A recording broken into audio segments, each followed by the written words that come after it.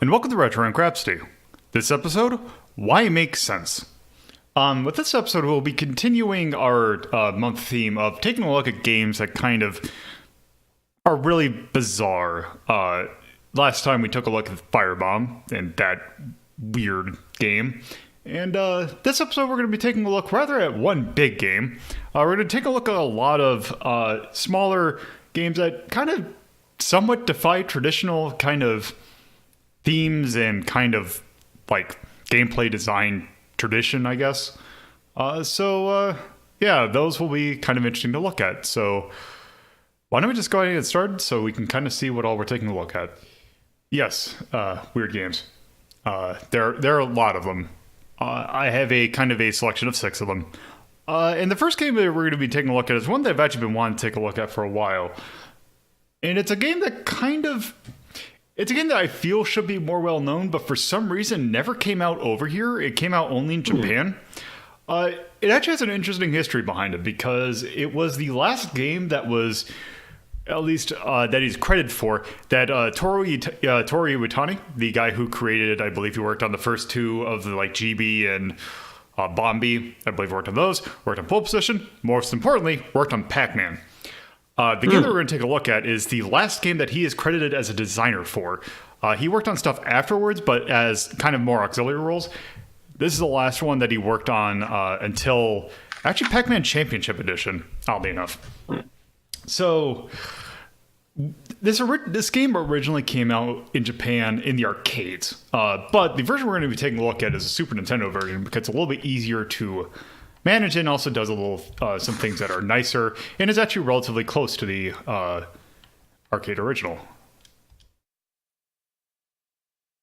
So,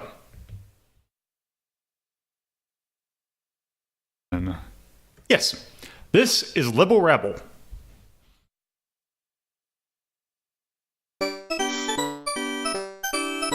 Hello, Tyrion. Published by Namco, not Namco. Yes.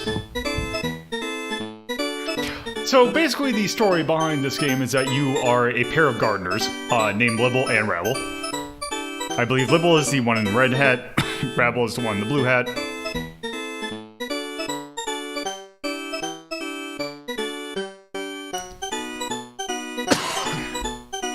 So they're out, they're gardening, and they see these guys. I forgot what their names are, but they're little mushroom dudes.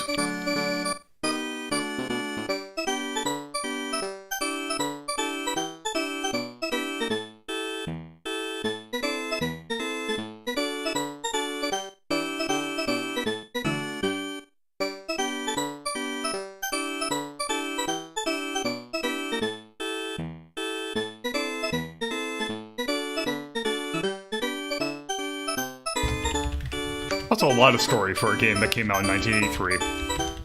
Yeah.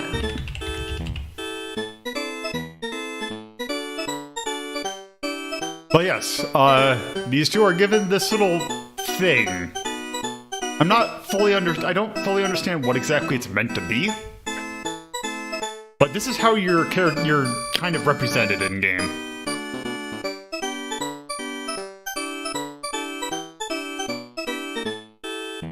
It is a left and right arrow.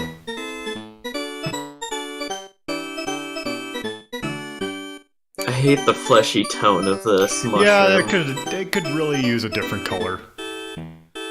Like more of a earthy brown. So here's what it's showing what the game's kind of premise is. This game is actually kind of akin to, say, something like Kicks, where you're trying to, like, box off sections of the screen. However, rather than trying to box off, like, kind of working on edging out, like, making the screen smaller, you're actually kind of... It'll kind of make sense once we actually get into the game.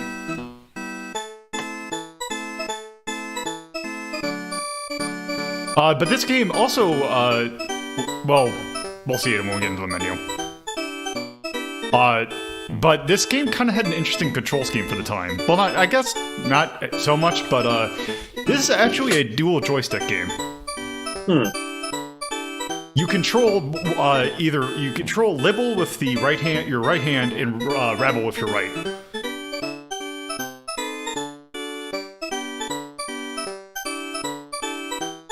And these guys kind of here are kind of the mascots of this game. They kind of show up in other Namco stuff. Basically what they do, you can uncover treasure chests as you play the game.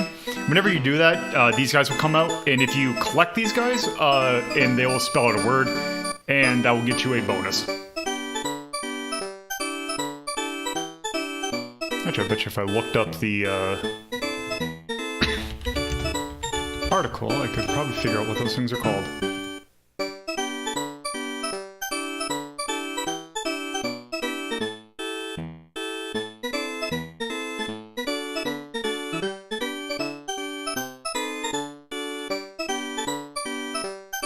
The little hooded guys are called hoblins, apparently.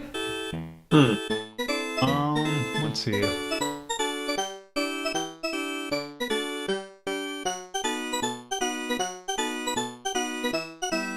Those are in the little bonus guys are called top cups.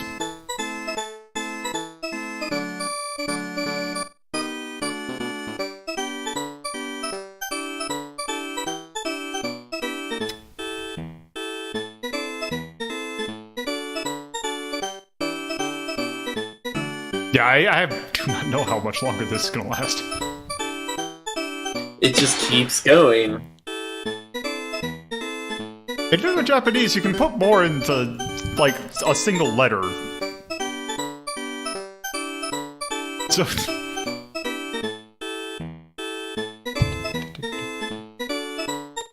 Okay, here we go, finally. So yes. So, one thing that's kind of neat about this version is that they actually give you, like, the dip switches to test. So there is a normal and arcade mode. I believe normal is more balanced for a home environment, I guess. Also, they shortened assignment, unfortunately. So it's key ass. But since it normally, yeah, you control like that, which is not great, but it's not terrible. You can also control it like this, or like this, or like that. Why you would do that, I don't know. Let's just do normal. You can mess with extend. You can give yourself more lives. Set it to easy. Turn on training mode. Stereo sound. And yeah, some other stuff. But yes. Here's what the game normally looks like. So, this thing is telling you how treasure chests work. So basically, with treasure chests, every stage will have a treasure chest. Your thing that you have to do is kind of get it so that it is just barely covering the thing. Okay, so the kind of gameplay flow of this is that you are trying to capture all the little mushroom dudes. But you're trying to keep a hold of both things at the same time. Oh, crap. There we go.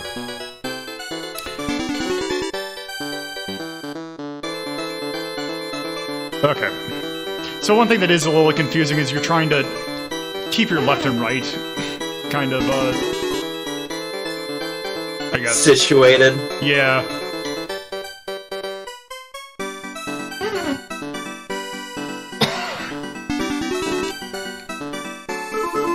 Okay, and also those, the blue things will not, the way that you kind of die is if you touch any of the, hoblins. The mushrooms you can touch freely, but, yeah, you can't touch the, hoblins, or else you'll die.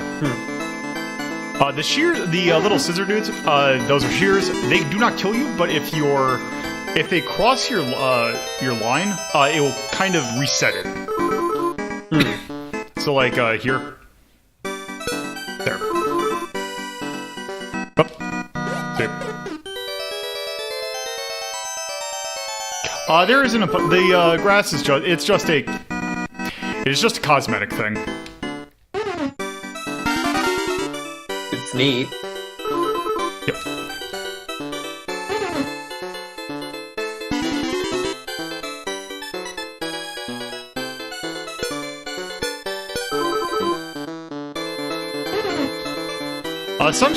Also sometimes a demon appears. Hell yeah, Satan! And if you kill him, you get a bonus. I think actually... Behold, Satan. Oh. And if you fill that meter, at the top, you will you are now invincible.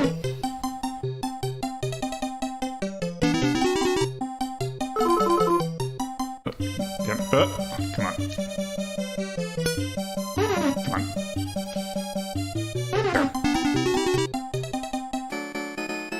There. And whenever you're invincible, you get a bonus if you beat a stage. Neat.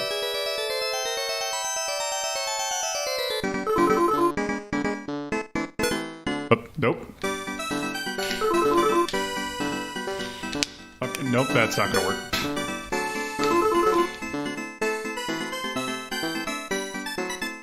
Cutman is just being really aggressive today.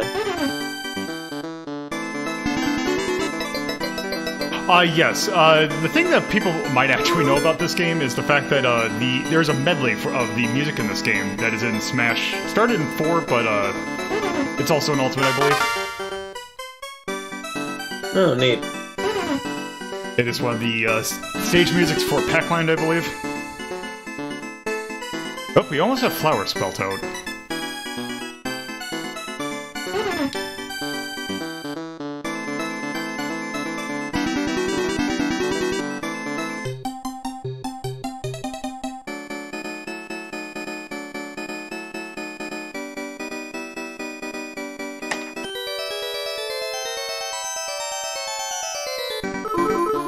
And as stages go on, there are fewer and fewer pegs.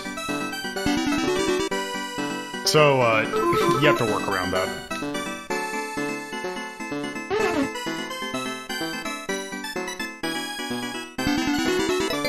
Okay, so that little thing that just happened where it just blinked, that is telling me that the area that I covered, there is a treasure chest somewhere in. Up there. Okay, so how do you move both of these arrows at the same time? The red one is being controlled by the the D-pad. The blue arrow is being controlled by the actual face buttons. Oh, that's why they gave you the option of using controllers. Yes. In the arcade version, it was it was a dual joystick game. Hope that didn't work. Well, it's cute that they give you the option of 2 controllers. You can play with your, little brother or little sister. Oh.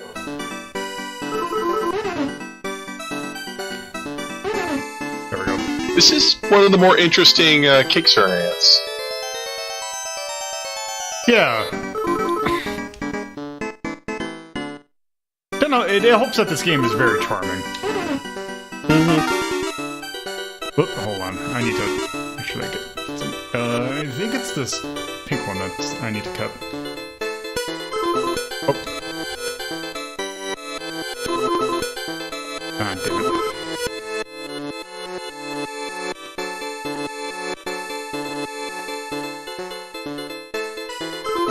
The problem is that they move faster than I do.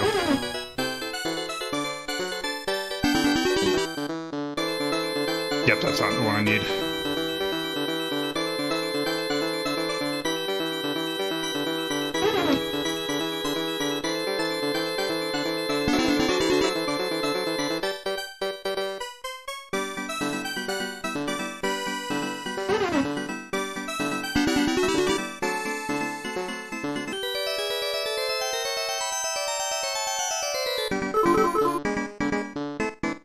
I want to at least get one bonus stage. Go.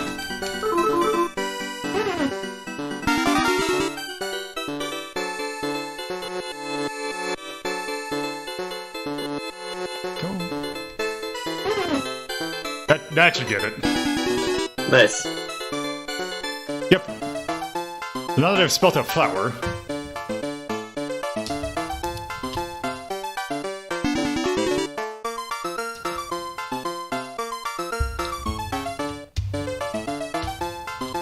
Okay, so, do you remember that? No. Yeah, I didn't either. So yeah, basically you have to go and find the treasure chest.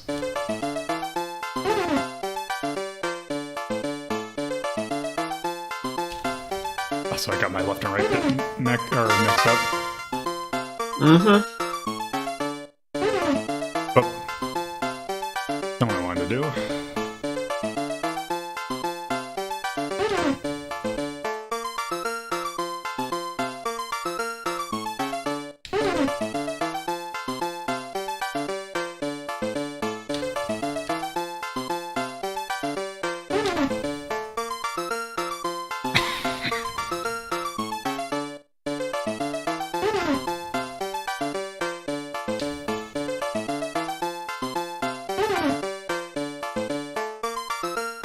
Also, do I have to... Look, I have to...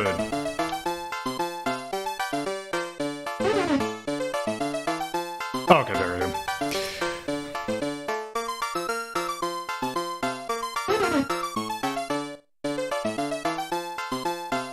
Yeah, I have no idea what these other ones are.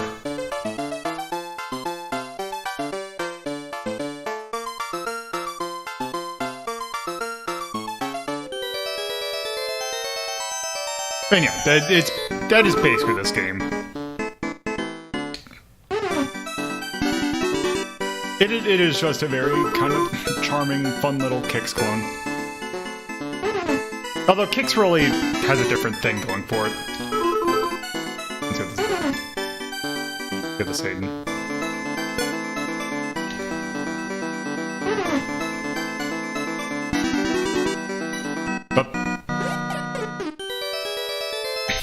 Yeah, I think we've gotten the point of this game. I would just sit here and play that the entire time if I'm just not gonna die.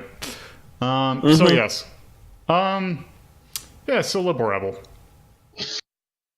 Yeah, that was cute. It is very cute. I'm just kind of wondering if it's not really. I kind of think that maybe because I'm just trying to think of what category I should put. Should I put it in attack or dex? Dex. It's definitely a fine manipulation thing. Yeah, that's kind of what I was thinking, where you're trying to do it with the two different things. So, let's see. Of what we have here, I would place it above the bees, at least.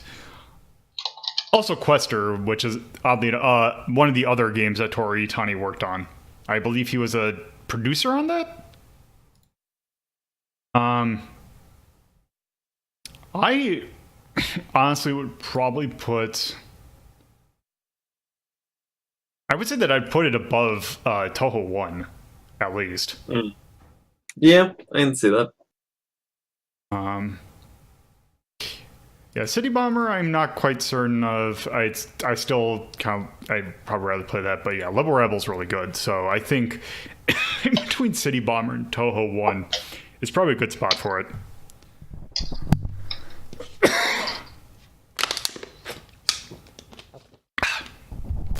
All right, so let me actually do that. 1.5. Oh. Rabble, it's episode 88. Came out in 1983 by Namco for the arcade. Let's call this...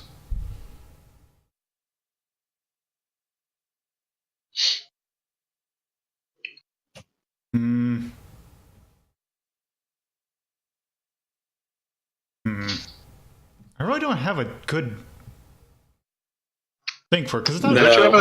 Don't you have a cute or a whimsical tone? Well, not tone. It's the subgenre. Oh, subgenre? Oh, QIX. I don't have one, though. So, yeah. Well, where would you put Quix? I kind of think I need its own category for that, so I'm going to put question mark for now until I get basically Kix.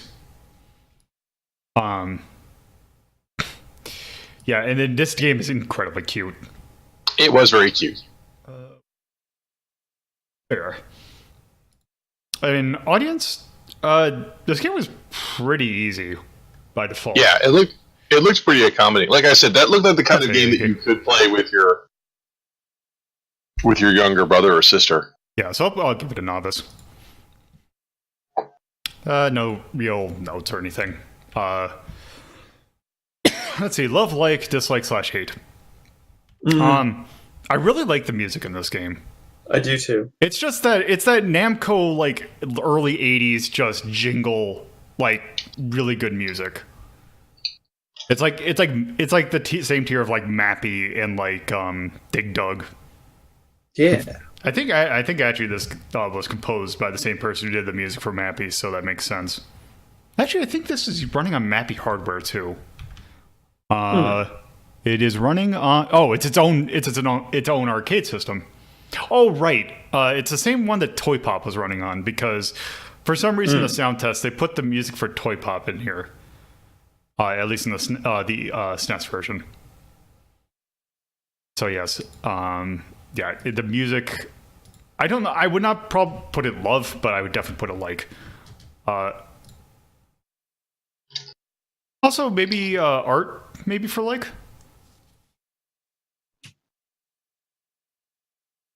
Or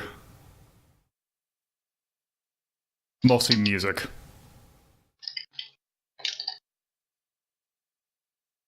Well, I sure hope you like that one song. I mean, it's a good song, though.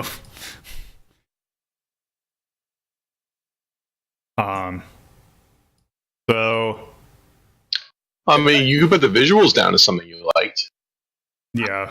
Possibly a dislike might be, do you have like a book icon? Because holy crap, that was a long and boring ass intro.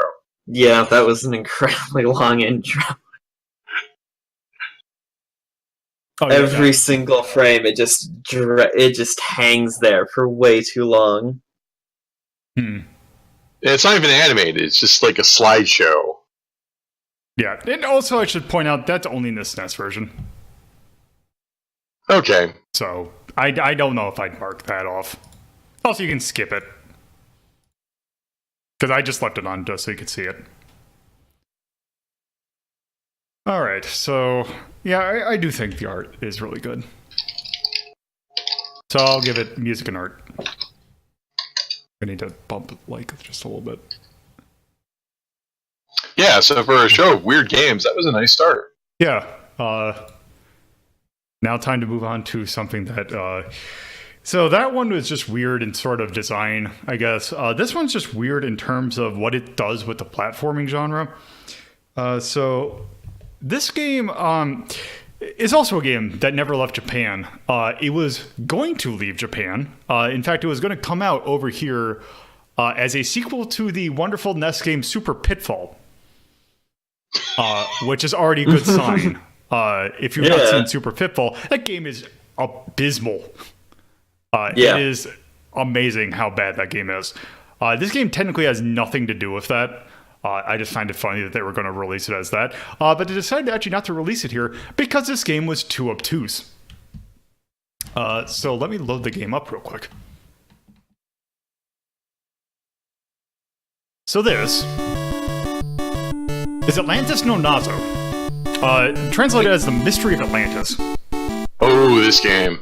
Yeah. On the surface, it is just a normal kind of action platforming, or not action platforming. It's very much kind of a platformer. This game has some really stupid subsystems in it, though. So, let me just go... Let's go ahead and try this. Oh, it's a Sunsoft game. Aren't they better than this? It took them a while to get better.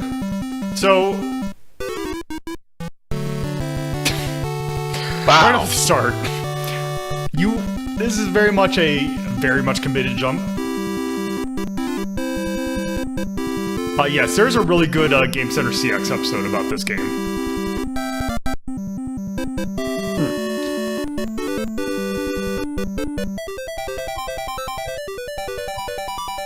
Yeah, so do you want to see me beat it real quick? Yeah. Okay. So let's bomb this to open the door. Go to 11 zone. Nice. Let's go over here. Get this treasure. Then I'm gonna kill myself. We're gonna warp the 50-second zone. Oh, 50 cents zone. Okay. Whoop. Damn it. So we're gonna let these guys pass.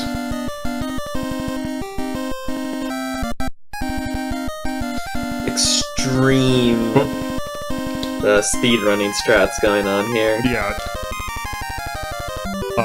And then go over here.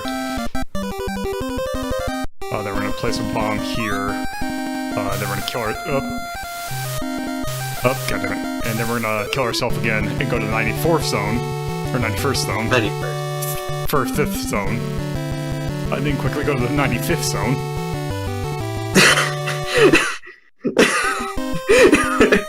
What?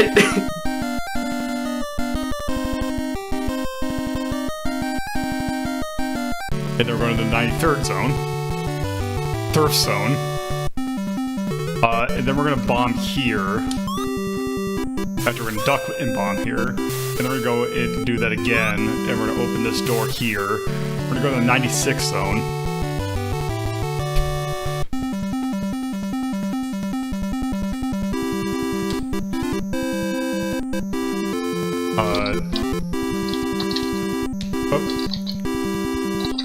Then we're gonna just go through this corridor. You gotta bomb these mummy 3 times in order to kill them. As you do. Also, there's a scorpion right on top of that chest that you can't see that well. That's rude. It is also just a victim of randomization. That is neat that the mummies are solid enough that they block the bomb. Yep. You wouldn't see that in a lot of games. Also, we have a timer going on this entire time. Yeah, see that. Holy crap, is it, like, racing? How are you supposed to beat this game normally? You don't do this method, because this is one that I saw in a task this morning. It's not the normal speedrun route for this game. Are there things that recharge the timer? No. There's some things to make it go faster or slower, but I think just go over here. Oh. Fireball directly in the face.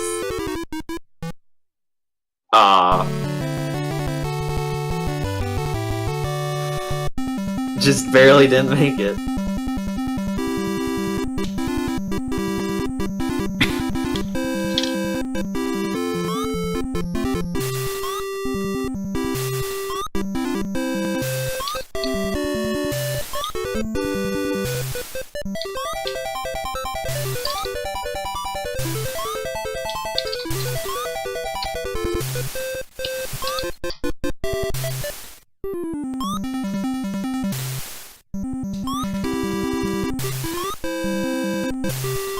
Music's jaunty. Yes. Also, your guy has a really good walk cycle. And you have infinite bombs. Yes, yeah, you do have infinite bombs. You can only have 1 bomb on screen at the time, though. Right, but I'm just thinking all the ways this game could be horribly unfair.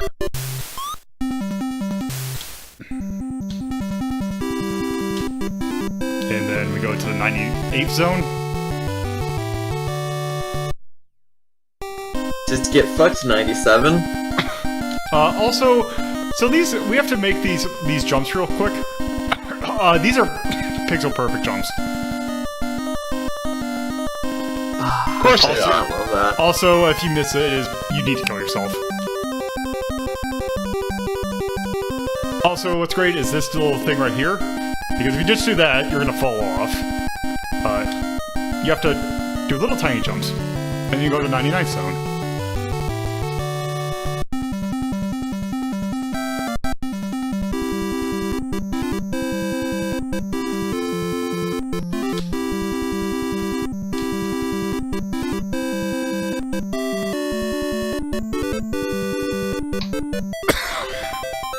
God, this guy's vertical leap.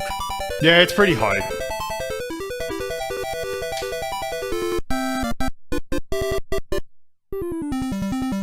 Oh. This looks like one of those fake video games you see in movies. Yeah, kind of. Yeah. And now...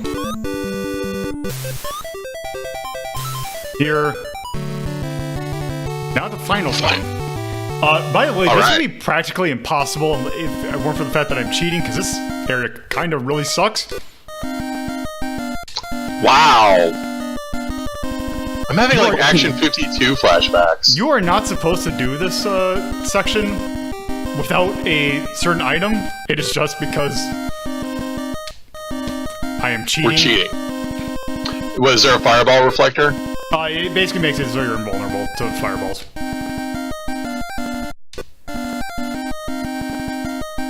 Huh. The Me too. fireballs come out so fast. Like, Well, you're supposed to be invulnerable. true.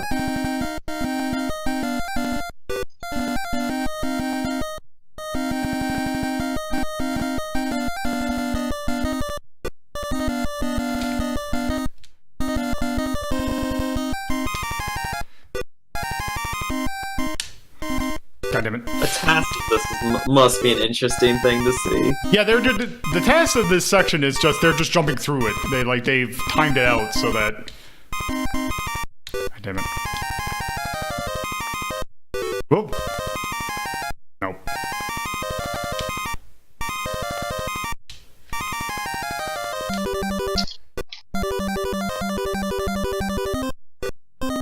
Oh, let's see.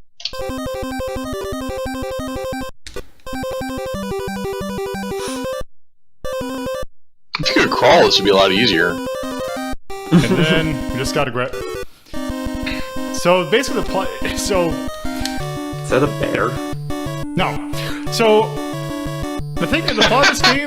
The plot of this game is that we are an explorer called Win. Basically, a island has appeared, and our master, who is this guy, was kidnapped.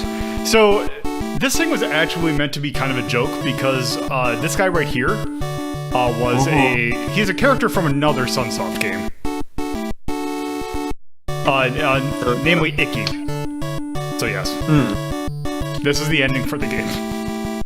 So Nice. let me just go ahead and do this real quick.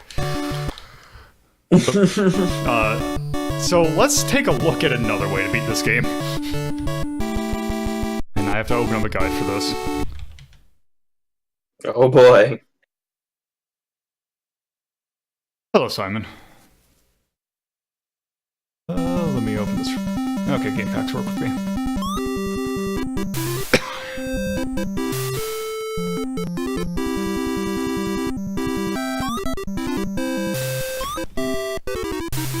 Hold on.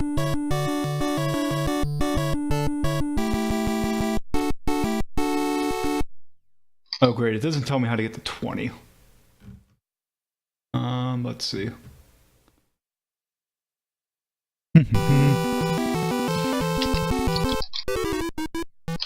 No, this is the original Famicom version.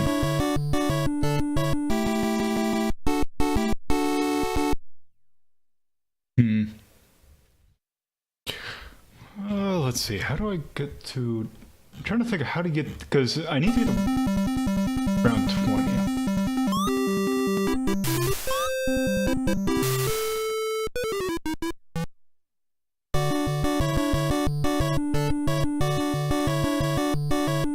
What an impressive attract mode, just stuck on a rock. Killed by a bee. Zone 8? Okay, it takes me to Zone 8. Okay.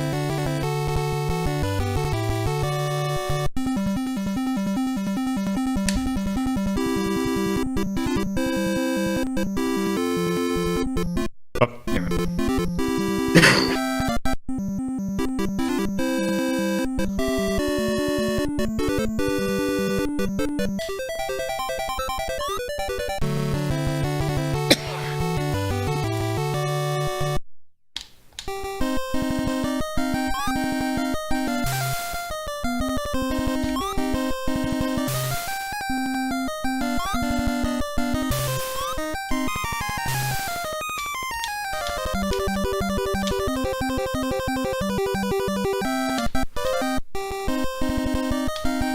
Oh yeah, as you can kind of see from this, yeah, this is, they did not bring this over here for good reason. Yeah. While this game is a lot more technically competent than Super Pitfall 2 or Super Pitfall, it is still not that great of a game. Oh, It already looks more fun than Super Pitfall, but that's not saying much. yeah. This game is ugly. Just a bit. Okay, third zone. Hell yeah. Yep. Oh, by the way, there was apparently an advertising campaign for this that was saying, oh, hey, because we have so many levels, this beats out Super Mario Brothers.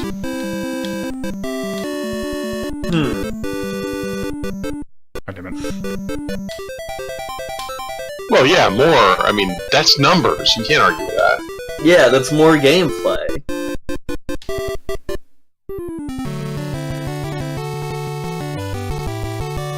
Okay, 1 second.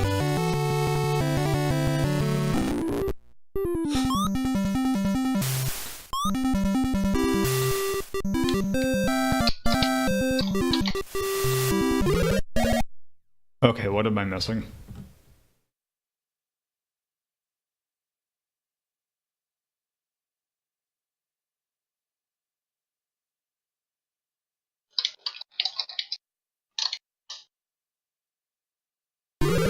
Oh, right. I forgot what game I was playing for a second.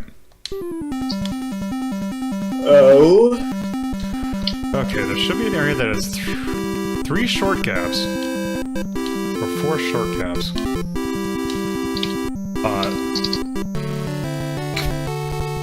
Amazing. Yeah.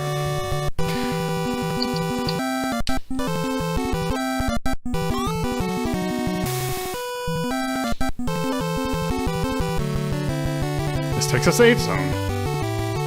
What a really good level.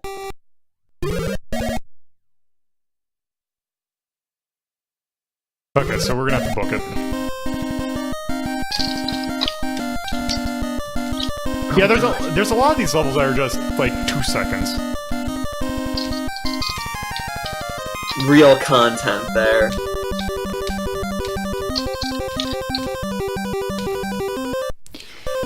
I should mention that the control in this game is a kind of a nightmare. Windle just like has the weirdest kind of in-air momentum.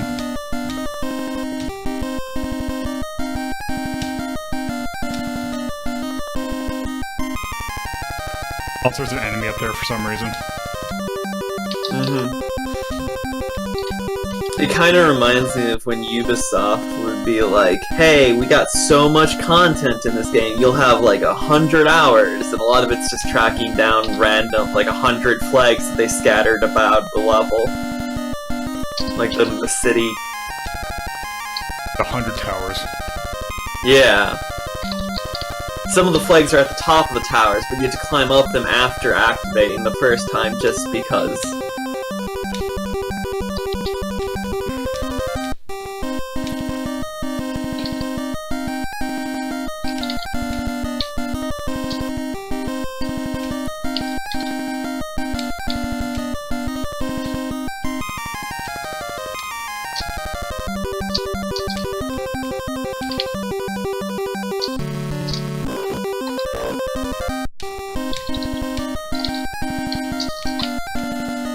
Damn, Bear, that's harsh.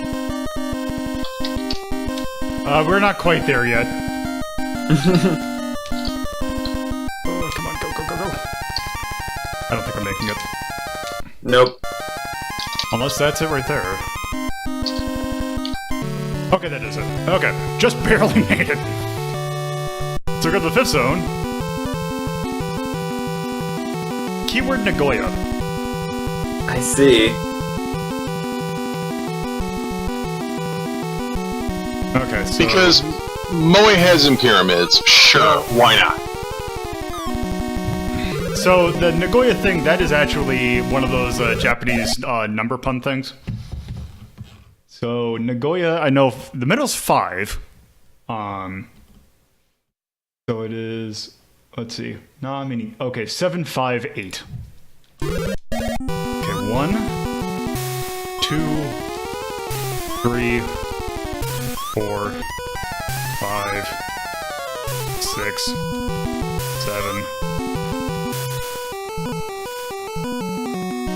1, 2, 3, 4, 5. 1, 2, 3, 4, 5, 6, 7, 8. And then... Good. The hell?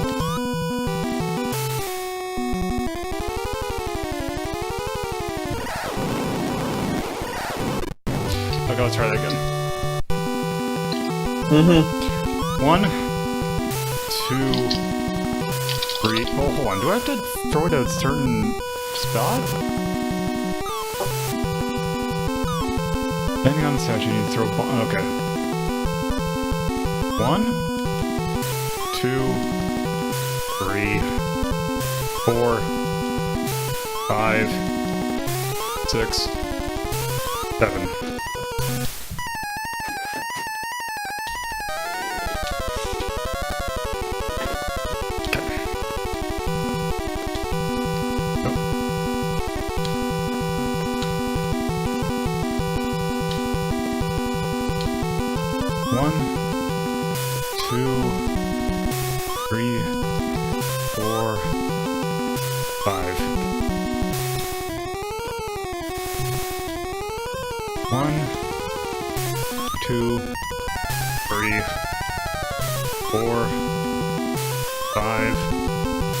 Six, 7, 8.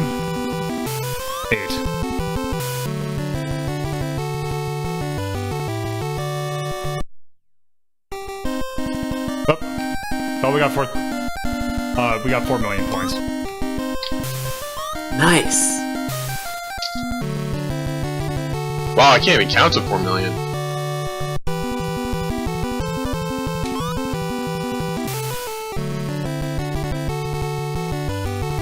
So yeah, that is basically, this is this game. It's basically you go from level to level, you jump in, there's stupid nonsense in between.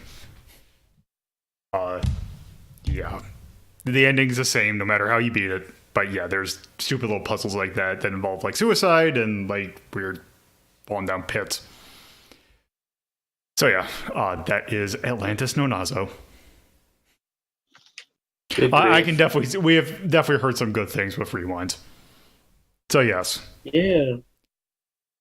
I would put this in the attack category. Okay. Yeah. Because it's not really Dex and it's not, I would not call that a puzzle. Because it's, you can play it rather normally, if for some reason.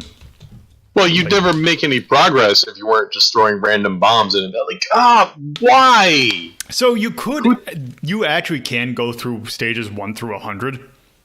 Mm-hmm. But why would you? That'd be miserable. Because you only have one NES cartridge and more levels than Super Mario means it's better. I guess. Allegedly, yeah. That's just math. I mean, come on. I'm gonna go ahead. I hate to use this as the universal. Would I rather? If I'm looking at Bubsy right now, would I rather play Bubsy or that? You'd rather play Bubsy. Yeah. Yeah, actually, yeah. So we gotta go lower. Yeah, unfortunately. Gotta go lower. You gotta bump Bubsy up.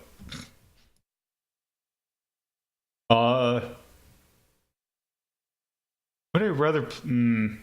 Crazy Castle. Which one was Crazy Castle? That was the Bugs one... Bunny, yeah. Yeah, it's the Bugs Bunny / Roger Rabbit game. I mean, the problem is the fact that how much do you value the walkthrough? Like, I can't imagine that game is any fun at all if you don't have a walkthrough. If you do have a walkthrough, what's the point? Yeah, it is a, oh, hey, how quick can I beat this? And what route do I want to take to beat it this time?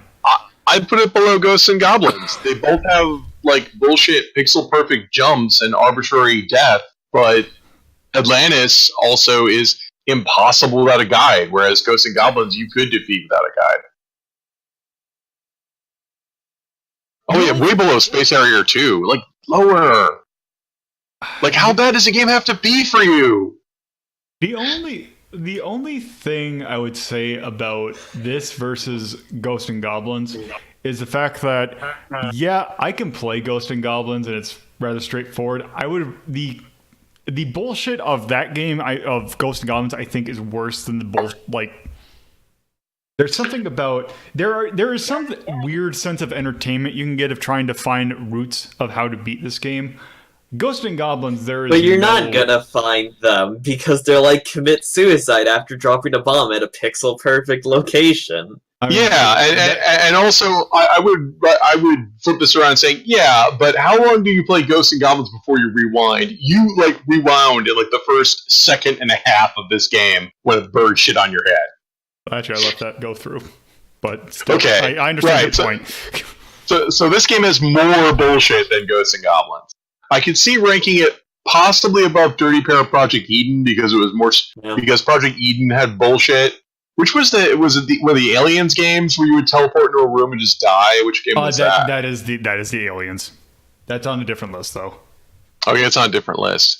What is Chuck and Pop? Chuck and Pop's a weird. It was a Taito game. You were this little thing. You were dropping bombs. You drop them left or right. Okay, I'm going to forward this. You have to put Atlantis below Monty on the Run. Yeah. Because Monty on the Run passes your criteria of you could eventually beat Monty on the Run by finding places through it, but Monty would not have invisible doors. Yeah, cause I know there's teleporters, but I don't think they're as obtuse as this. No. And so, I forget what Toki was. Toki was just a really bad platformer. Okay, well, so above or below Toki? Part of me wants to say above Toki just because I really didn't like Toki, but I really think that I would rather play Toki than this. Yeah. It's always hilarious when you get a bad game and you have to rank it. Okay, 92.5. Yeah, I would rather play this than Dirty Pair, though. That game was abysmal. The weird part is I thought Atlantis looked better than Dirty Pair, and that's sad because I love Dirty Pair as a comic. Oh, Dirty Pair is great, but that game is bad. Well, you couldn't tell background from foreground elements, and like it was way too abstract. Whereas Atlantis was ugly, but at least you knew what the ground was. And that's a Sunsoft game. I don't know why I thought Sunsoft. Yeah, I was surprised. Yeah, they kind of didn't. They had to work a little bit.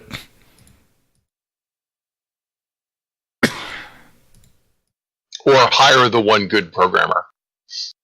I suppose. Let's just call this an action game. Let's just call this confusing. Moai heads and pyramids. Also, this is for Masochist. Yeah. Yep. Let's see. What do we want to put? We liked the music, right? Yeah, the music is very jaunty. And there were different tunes for different areas. Yeah. Yeah, I think there are 3 total that go between.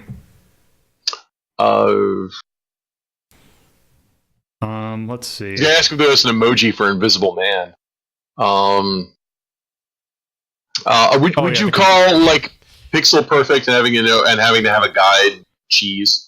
I think I have a different thing for that. Let me check.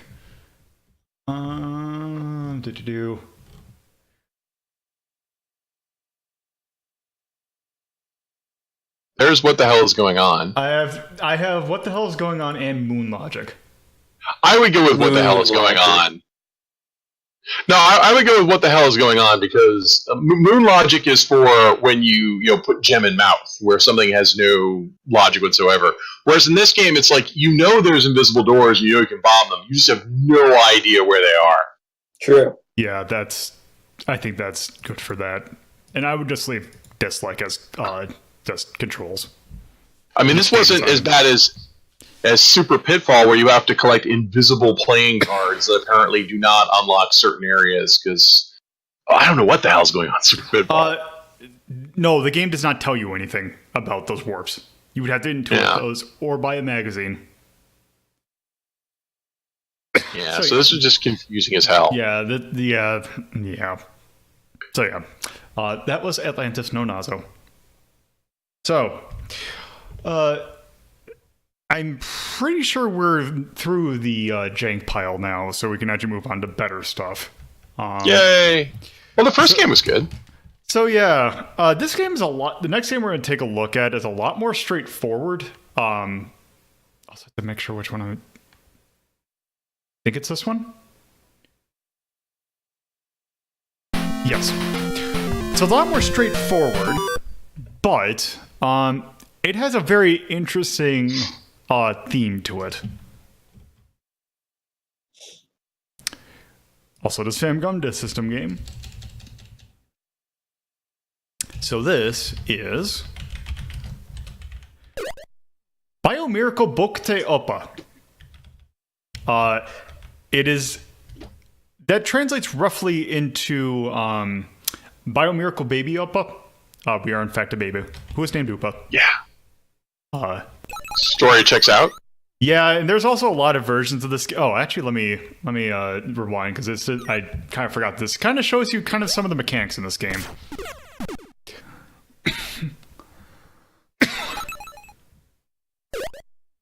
Yes, let's start. So there's a lot of hacks to this game that were out there that just basically ROM hacked Upa to be Mario. Okay. This is not Baby's Day Out. Thank God. So, this is a platformer. You have a rattle, which is kind of sort of your attack. When you hit someone with a rattle, they inflate. Also, you can pick up power-ups that will give you more health. Normally, you start out with 2, but you can get up to 5, I believe. Also, this has a really good invincibility. Oh yeah. So what's the premise behind this game? Is this like a dream or something? Nah. It just a baby. It just is. Why Bio-Miracle?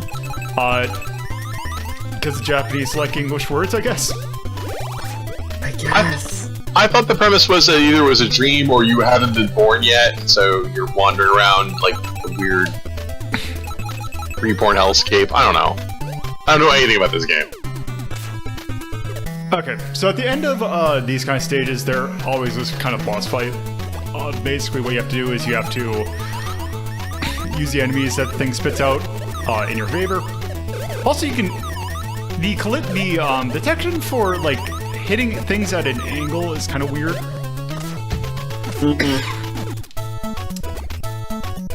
Because what you kind of want to do is you want to hit him at an angle, so it bounces into him. Makes sense. This is basically this game's Birdo.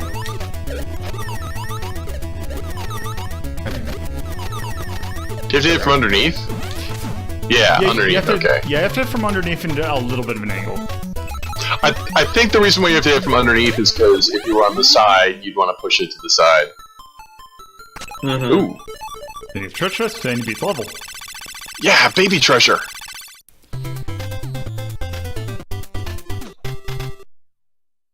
And kidnapped. Also, these are one of the other kind of levels. You're just swimming through a cake. Yeah, the music in this game is really good.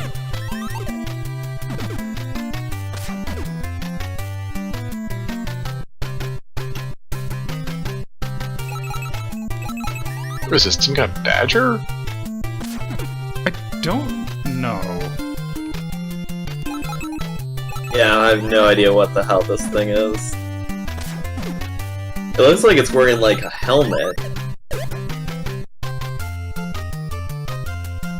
Music's awesome.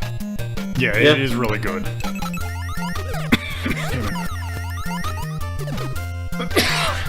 I think those could so be you can't let it hit you on the rebound or you'll take damage? Nope, it will hit you on the rebound.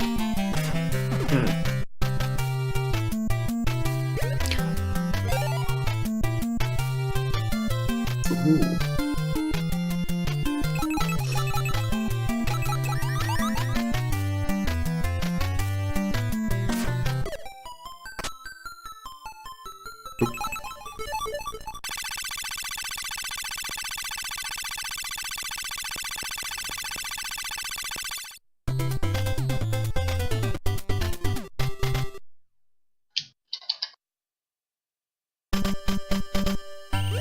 I want to say there are 8 worlds.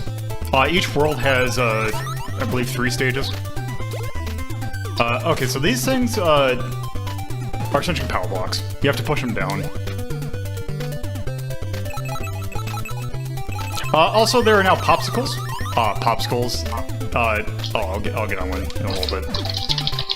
But those are actually a lot of these kind of popsicles. These ones. When you get on them, you get they're sticky, so you have to jump a few times to get kind of off of them. Also, there are these things, which is straight up a flamethrower. Of course. Why wouldn't there be flamethrowers?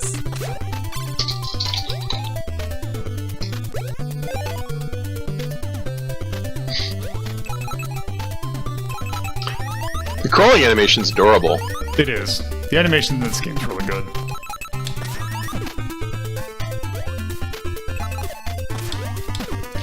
Also, it seems like when you jump, it is every 3 jumps you do a normal jump.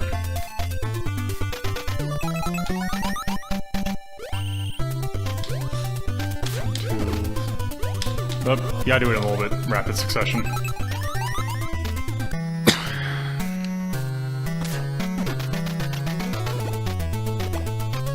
Yes, this is actually the baby from Proteus. So yeah, Upa does appear, I believe, in 2 and 3. Can't remember if he appears in Sexy or not. I don't think he does. Sexy baby. Yes. This was also a game that was on Game Center CX. Oh wow, is that milk bottle was a power-up, wasn't it? Yep. It was a full health restore, I believe. Okay. That makes sense. Yeah, I can see why they didn't release this in the US, because everybody knows that video games are for young boys. Come on. Let's do this. It's a weird fever dream, honestly. Can't wait for this to get like a RPG Maker game. In the last on the last level of every world, you are given 2.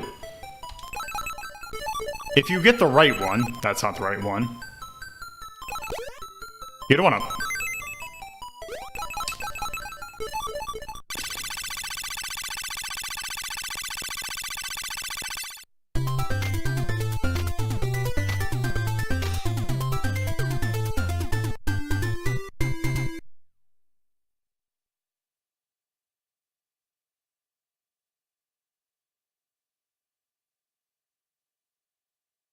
Also, I have the story right here.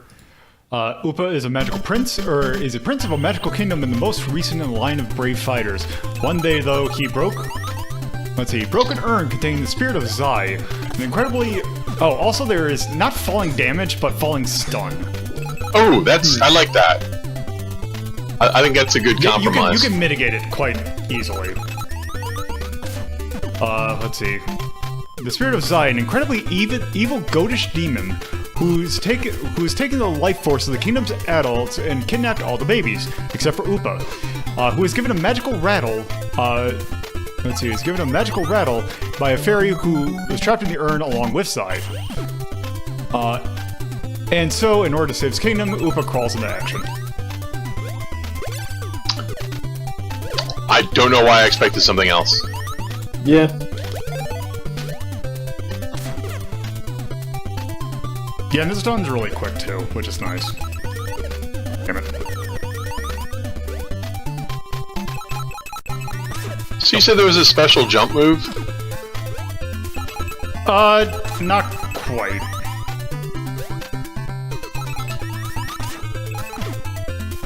Oh, actually, I just realized I kind of don't want to do that. Because these will fall. And if you do that from too high... Oh, right.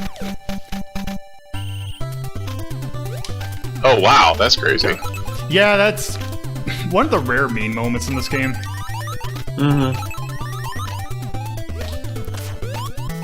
Well, they did wait until the 4th level before they did that to you. That's nice, yeah.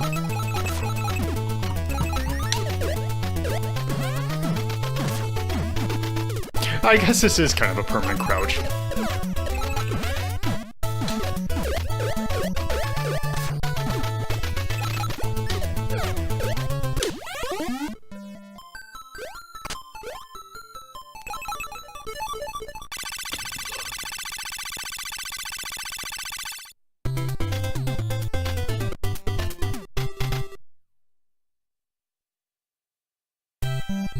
So here are the other kind of level.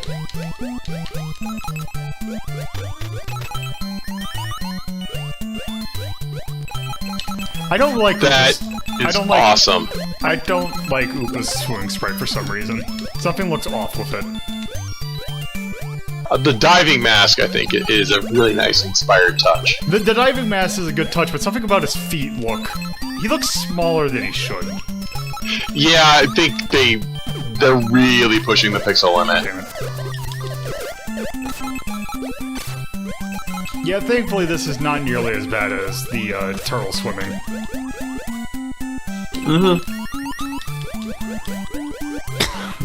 And it's interesting, so when you swing the rattle on like an up-down swing, you can get things that are slightly taller than you. Yeah, so your hitbox with the rattle is actually kind of larger than you'd imagine.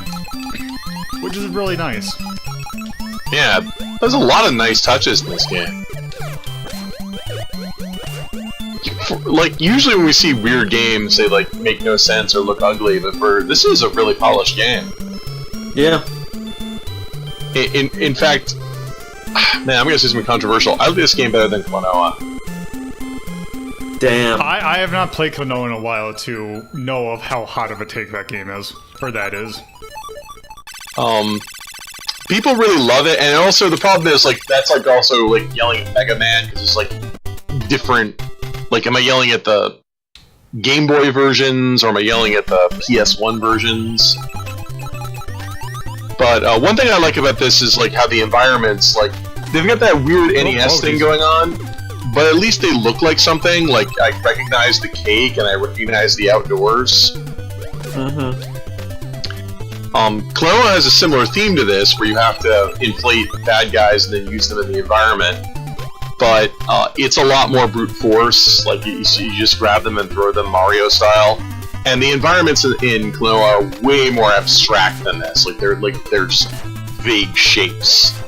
It's weird that the baby game has like a better realized environment. Oh, and the enemies are cuter in this game too.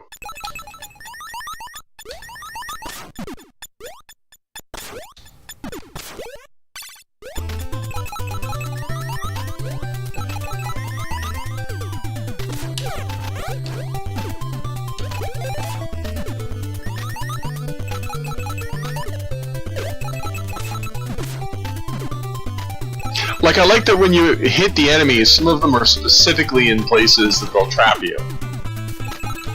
Like, you just can't hit it and then bat it away because it'll bounce back in your face. It's got that good old school feel to it. Oh, wow.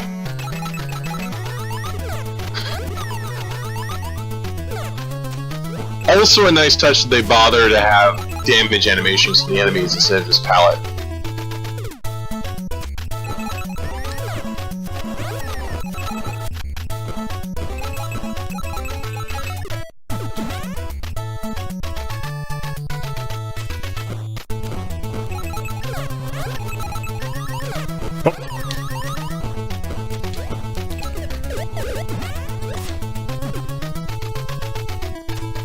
Also, the fact that this is a Famicom Disk System game is also, I feel, interesting. Okay, the milk's only one.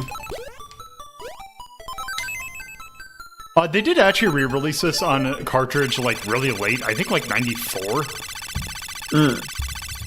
Obviously, when that got transferred into a cartridge, they had to tone down the music because this uses the FDS channel. Shame. Yeah, it still sounds good, it just doesn't sound quite as good.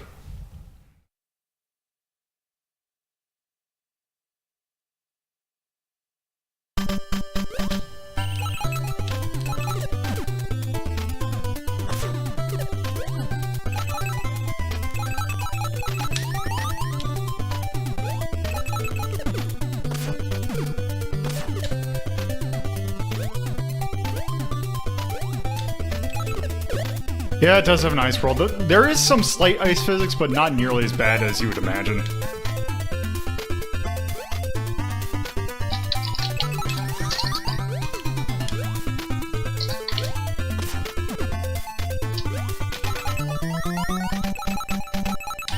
Also, I do really like the music. This is kind of the main theme you hear throughout the game, but I still think it's really good. Oh. What is this pattern supposed to be? Looks like visually interesting.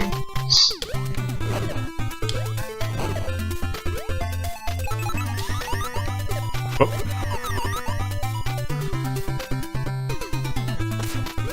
It is ugly, but I will say it is unique. Yeah. Oh, those are supposed to be camos, okay. Yeah, the blue things. Supposed to be what, corals? Kappas. Like the cucumber? Japanese demon? Oh! The turtle creatures that live in rivers Not and that kill Kappa. children. Yeah, I was thinking, that's what I thought when you said Kappa. I mean, they call it Kappa because it's a stream monster. Okay, I didn't know water cucumbers were triform like that. That's kind of weird. Well, it's more Kappas have a thing where they're often associated with cucumbers because that is apparently their favorite food. Yeah. That little guy you just like hit with a rattle is definitely a Kappa. Yeah. Oh, okay, that didn't act the way I thought it would. Just force you through the spikes. Oh, this does use ratchet scrolling, by the way. Oops.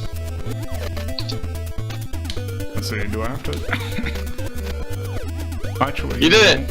Actually, wait. There.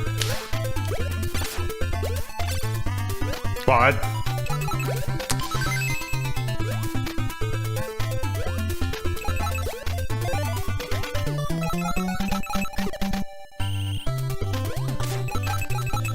yeah, it's not too terribly bad in this. And also, I see what you did there.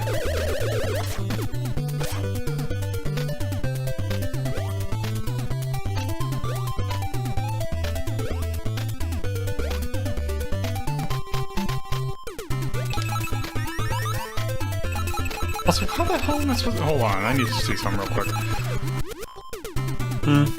What the... Do I have to... Okay. Oh, it's just a one-up. Seeing as that you're just dying so much. Yeah, well...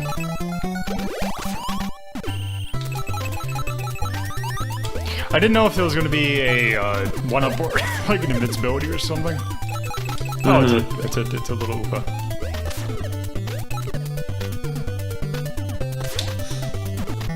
Oh.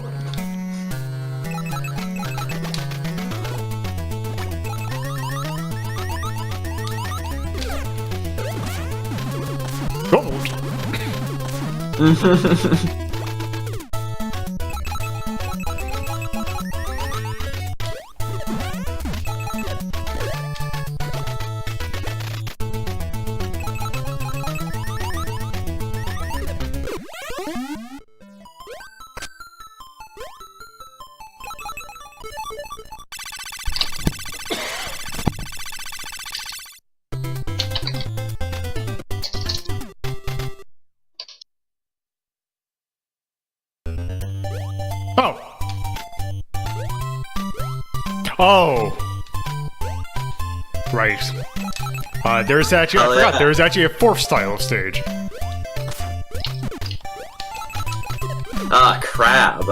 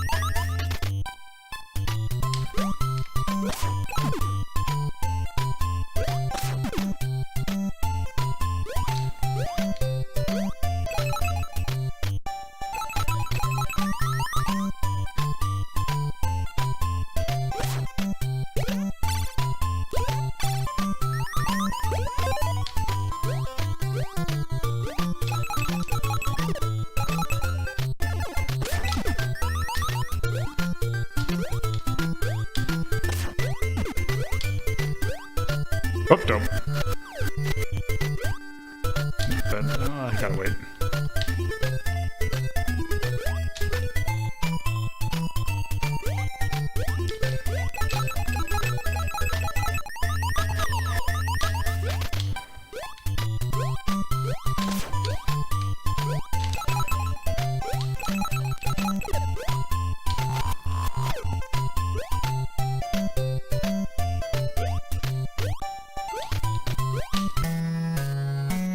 Oh, look at the walrus. Oh. It has a top hat. And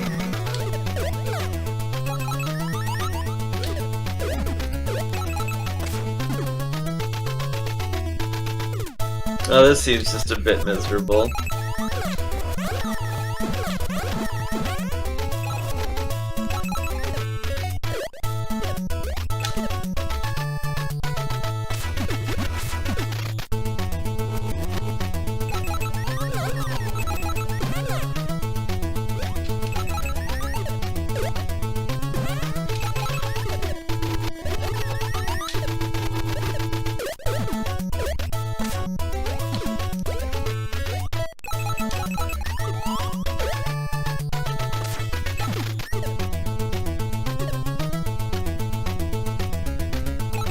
Blocked with a graceful tail swish.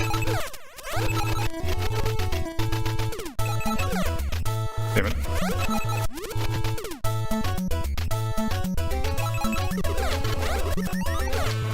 Nope.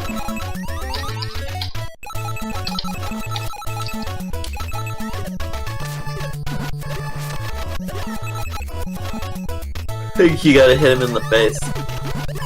No, it's he has to be out of that animation. There you go. Oops. I was not paying attention.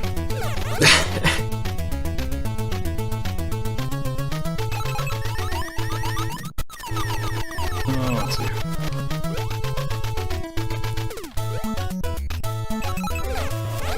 I honestly thought they were more like There Yoshi we go. heads with legs for whatever reason.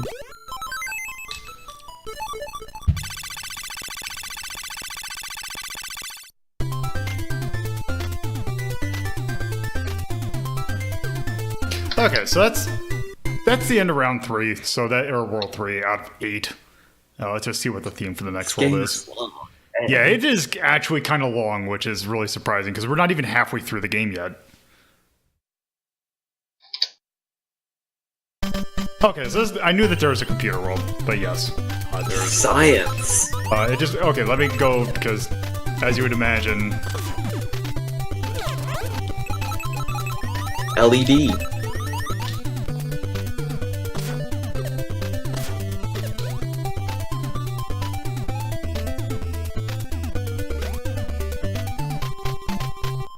This video game version of Scooby-Doo and the Cyber Chase is a bit weird. So it's also a nice touch that they change the chips up so some of them are red, some of them are blue, so it adds visual interest to keep this from just being a wall. yeah. Also, I think I might be looping. Yeah, I think you might be. I think you might be, yeah.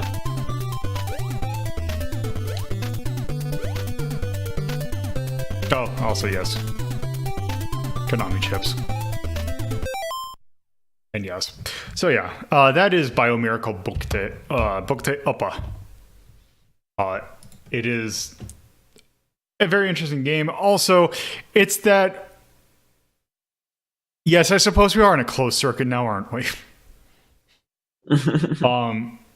This game just happens to be in the weird thing that it just happens to be right at the middle, because mostly we've been determining resistance or an attack by life bar. This thing just happens to be right in the middle of both, because you start out with 2 hits, but really you have 3. Like you pretty much are going to be able to find a third one pretty easily. So I kind of want to put in a resist category. Yeah. Well, you could take more than one hit. Yeah, you can take more than 1 hit, but actually, yeah, you have a health bar. I'll just put it like that. So yes, This game's really good. Like, I really like this game. It looks good, yeah. Like, I would put it over like El Viento. Like, going in here, I also would probably put it above Days Before Christmas. I can see why you put it higher, because it looks like the gameplay is more fun. I mean, El Viento is more visually interesting, but... It is. But as a game, I would much rather play this than El Viento. I could see that. Mm-hmm. But yeah, it's going down to Kirby. Would I rather play this over Kirby? Kirby 1, like Kirby Dream Land. And I'm not 100% certain how I'd feel about that. Because I'm kind of eyeing in between Kirby's Dream Land and Days Before Christmas.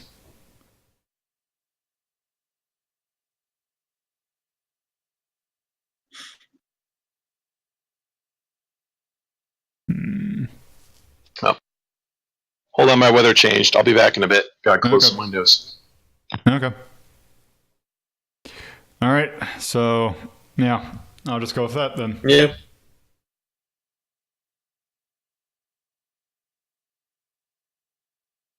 $19.5. Miracle Bokutte Bokutte. And this episode 88. That came out in 1988. Konami for the FDS. It is an action game. It is incredibly cute. Undeniably cute, not cool. Yeah. Undeniably cute.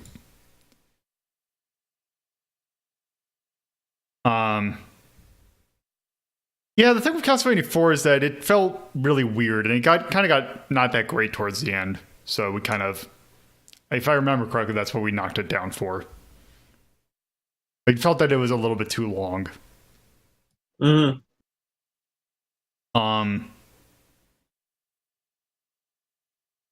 I would probably say balanced. It's not like it's literally a baby game, but still, it's not a baby game. So, likes or love likes and dislikes. I would definitely say of the things, the graphics are really good. The music is really good. The gameplay I would also say is really good because it gives you a lot of like benefit. Like it gives you like your Rattle's hitbox is huge, which is nice because when you try and hit something underneath you, it lets you do that. Yeah. So I don't because I don't know if I'd put I don't know if I'd put any of them love, or if of those three, I'd probably say I like the music the most.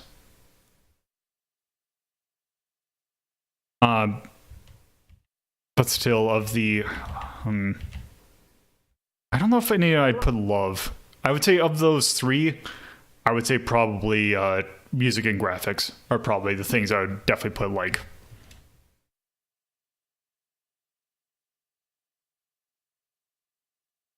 No objections, then I'll do that.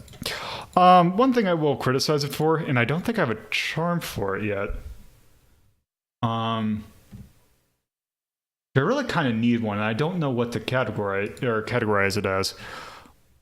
This game's long, like really long. Yeah, horrifyingly long. Like, and also, I don't think there is a level select in that game, so you're doing that game in one sitting. So I'm just gonna put long until I think of a charm. But yeah, that's really the only thing I'd criticize. I really like that game. So yeah, that was Miracle Bokutte Upa. So now we're moving on to something pretty much entirely different. There really isn't a description I can give for this game, other than to just kind of turn it on. So that's what I'm going to do. And I'm going to have to switch emulators for this because this is an arcade game, but I need something else to run it. Mm-hmm. Because this has a non-traditional control format.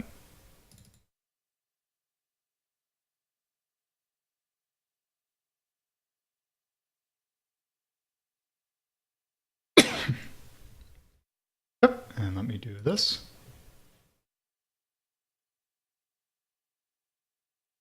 Yes, unfortunately, there are some issues, but it should still be fine.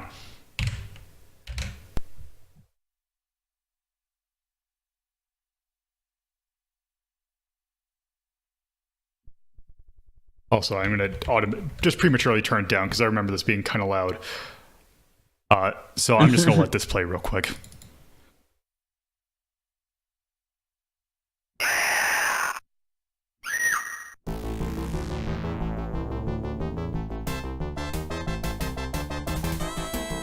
God, that man is so angry.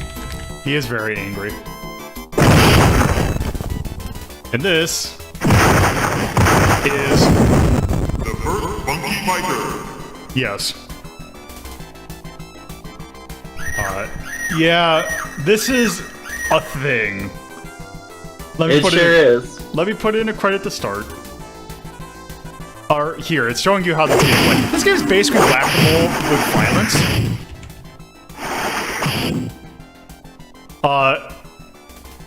Let's just go ahead and start.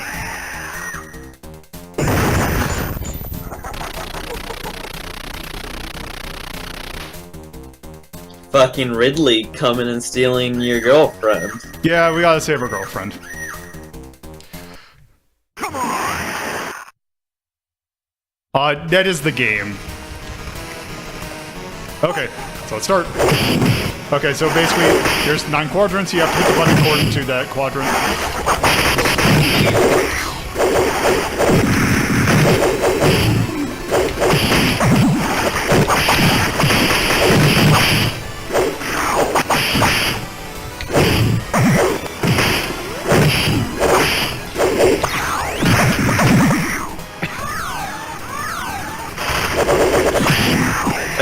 Battleship's approaching.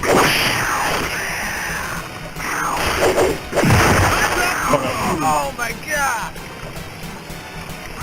Okay.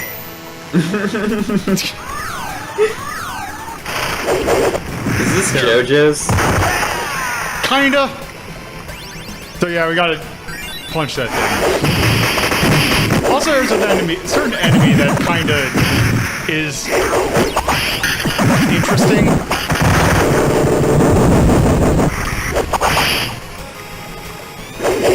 Looks like we're not gonna see it this round.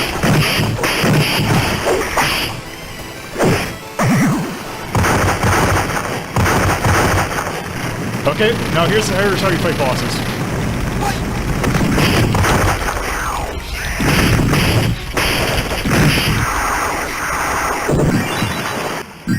Yep, you just mash. Now you just gotta punch the hell out of it. The side stream is not enjoying this one bit. I would imagine.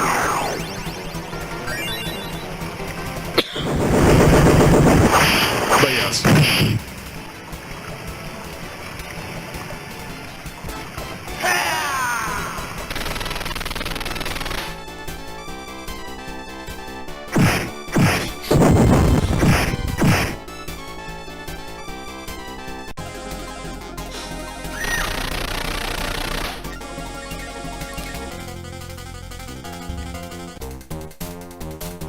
Okay, That's so what this is, now that we've beaten the dinosaurs, let's go punch some sharks. There you go. The next time they try to make a Fist of the North Star game, they should just do this. There is actually a Fist of the North Star arcade game that is actually kind of similar to this. It's called Punch Mania. Oh, also sometimes there's horny enemies. Horrified. You're stabbing them at least.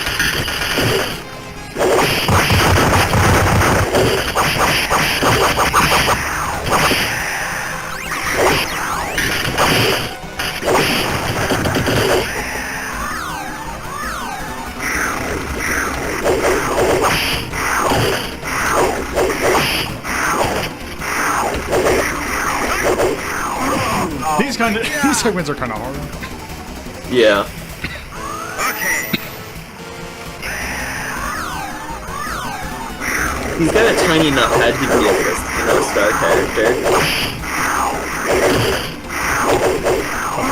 Oh my god! Okay.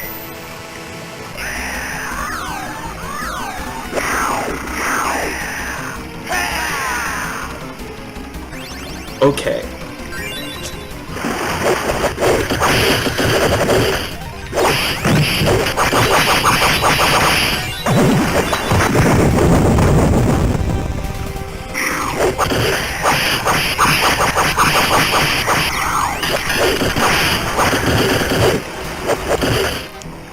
Okay, now here's the fun one.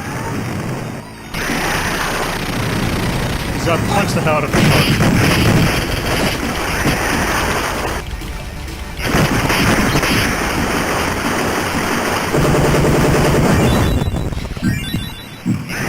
Also,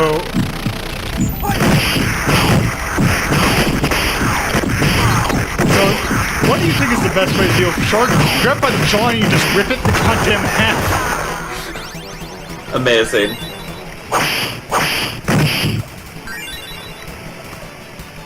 Oh, also, I just realized I had Miracle Bokutte Upa playing in the background. Ready, set, go! Damn.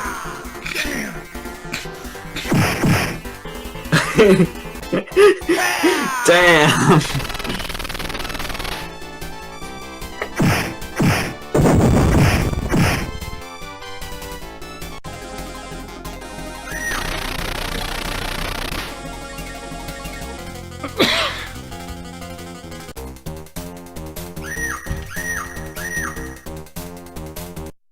Come on!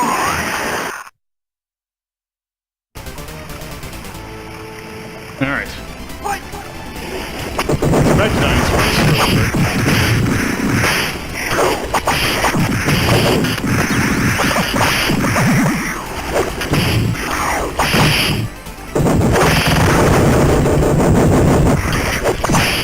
Fucking nuke.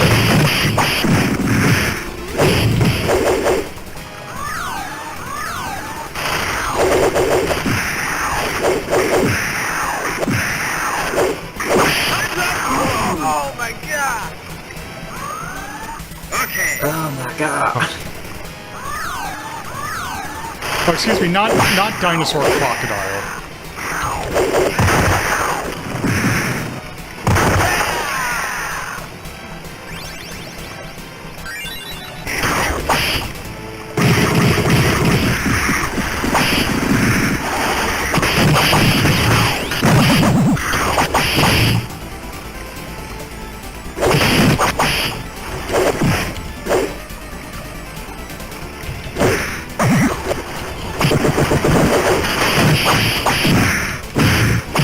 Oh, a skeleton.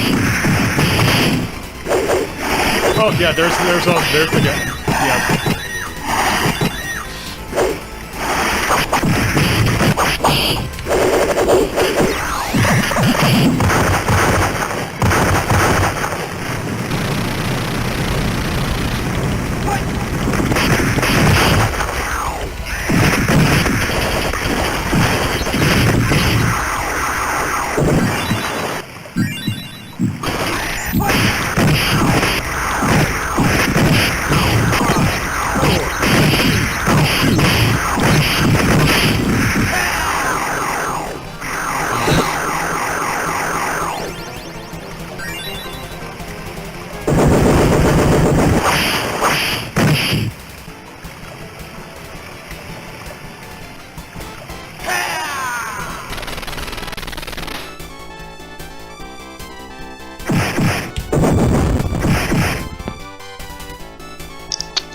Hey, I'm back. Did you punch a shark? Yes. We're gonna do it again. So did you punch two sharks? You're gonna punch a lot of sharks. Come on!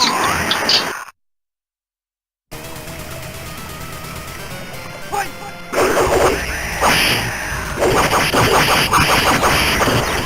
Well, to a degree, we stab sharks here. Right now. Oh, you have a knife. I mean, we're underwater.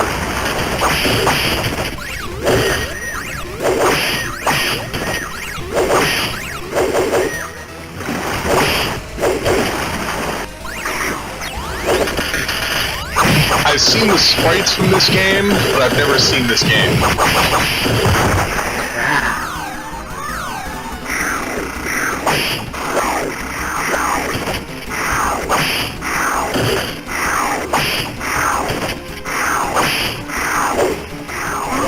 Oh my god! Almost.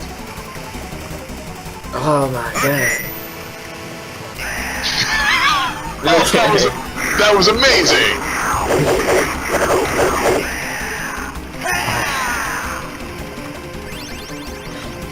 Wow, so it's like Snatcher with fun. Kinda.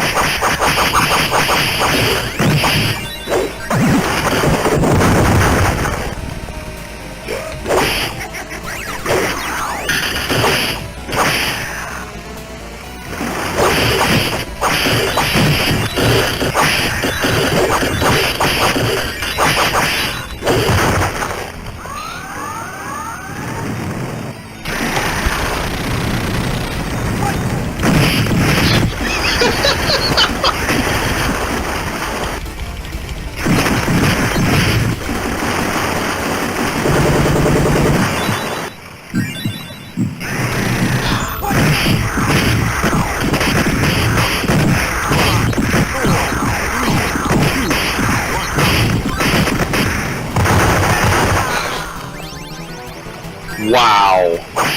Yep. Do we have to keep playing, or we just rank this number 1 right now?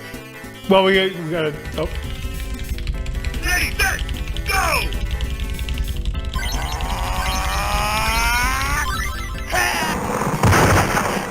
Excellent! Perfect! oh.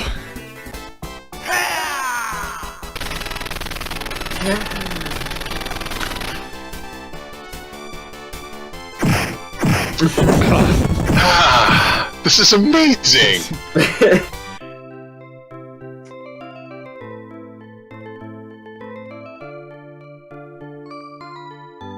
Yes, you are.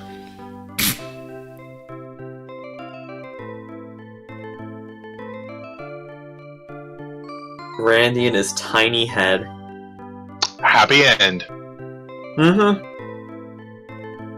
Actually, I can't tell if our name is supposed to be Randy and her name is Chris. Her name is Chris.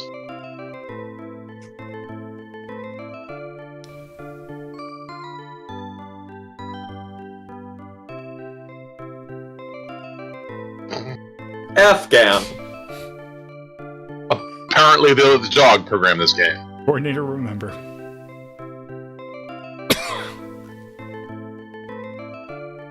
Oh. All right. Well, that was the first funky fighter. Winners don't use drugs. Oh. All right. Okay, so let's just There.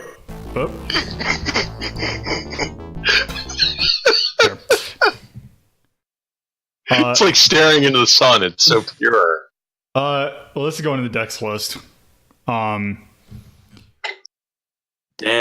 So, it all doesn't help the fact that we don't exactly have anything too terrible at the top or too great at the top. Really, I would definitely put this over Snowboard Kids. To be completely honest, putting it like in a complete non-ironic sense, I would still actually put this above Snowboard Kids because it is just fun to mash the hell out of the keyboard. It kind of hurts though. It doesn't let you rip a shark in half laterally. No, twice. Yeah, exactly. Get fucked, Snowboard Kids. Battle Clash, so that's Battle Clash is a good game. Battle Clash is a longer game, right? It is.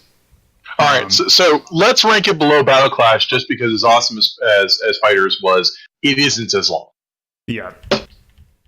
Well, and also the fact that I'd still say that Battle Clash is, if you were playing with an actual setup, Battle Clash is just as enjoyable. Okay. So, yeah, I feel good putting it between those two. Because I have a feeling that there is a sense of the fact that this game has an amazing sense of it has what it is, kind of throws off the fact that it as a game is still good, but kind of short and also kind of basic. So let's just do that, yeah. First Funky Fighter. 88. Oh, I forgot to check when that game came out. 1993. And Naka Nihon is apparently the name of the company that actually developed it, although Taito published it. Oh, thank you. Yeah, I didn't recognize the company that made it. Yeah, I thought this was a Taito game, but I guess not.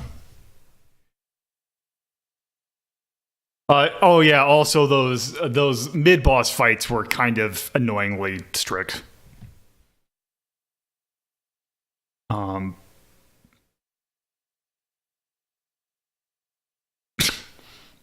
I mean, I kind of want to put gun for the gun show.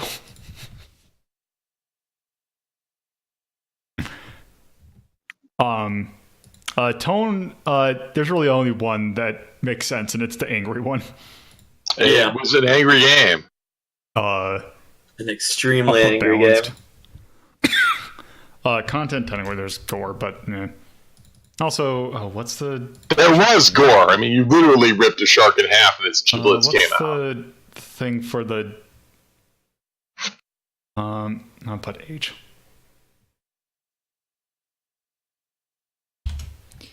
Alright. So let me... what's the charm that I have for charm?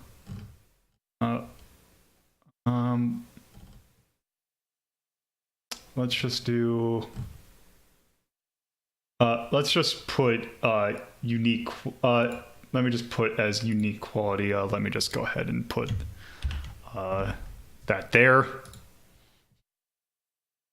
It has a charm, and it succeeds at it greatly. The art style is good. It's really good.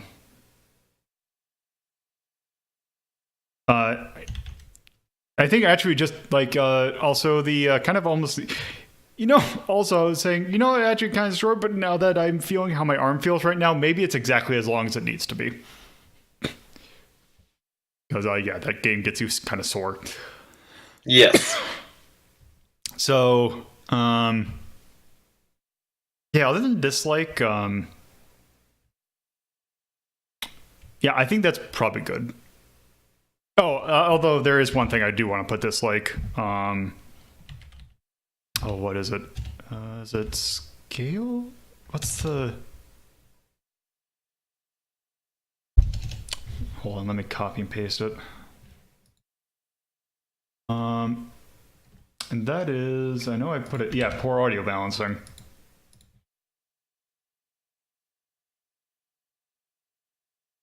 That doesn't show up well, but it's still there.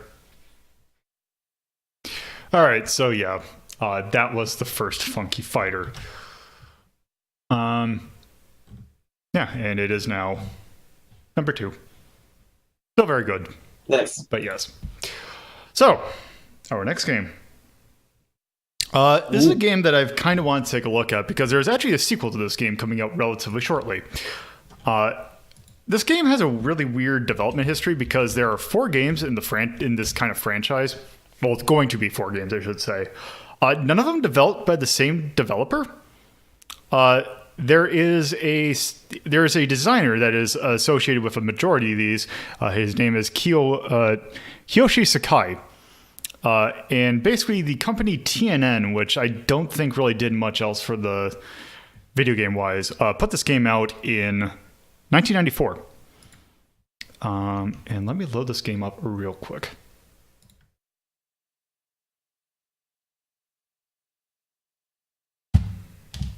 Because this is a very interesting kind of game, both in tone and kind of design, because it's basically it is a platformer that does something kind of neat with one of its mechanics.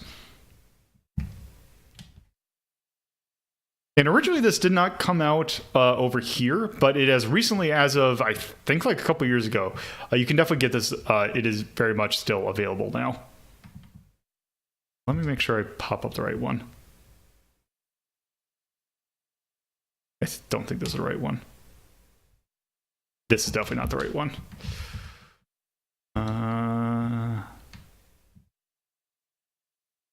So let me do this and this. So this is this. This is Umihara Kawase. There we go. It is. You might have seen this. Actually, you can actually get this game. Umihara Kawase. So yes, this is a game in which you basically play as Kawase Umihara. She is a sushi chef, and she has one main method of kind of getting around, because she can jump and kind of do this, as you can see here, but she has a fishing pole, which she uses to kind of navigate the area. So yes, let's just go ahead and start. So the name actually Umihara Kawase is actually kind of interesting, or it's a very intentional name because Umihara Kawase, it is actually a play on a Japanese phrase that basically means sea fish are fat in the belly, river fish are fat in the back. So yeah. So we can jump and we can cast our line. And you can cast it, you can have it attached to basically anything.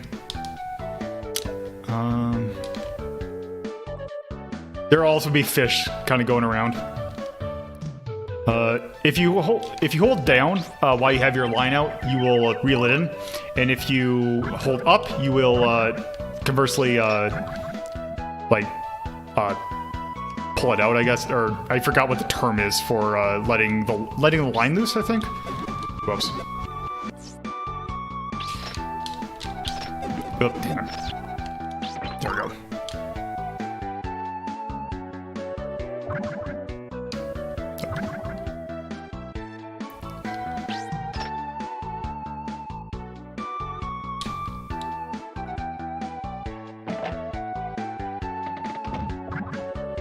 So yeah, you can. So originally this came out on the Super Famicom, as I said, 1994.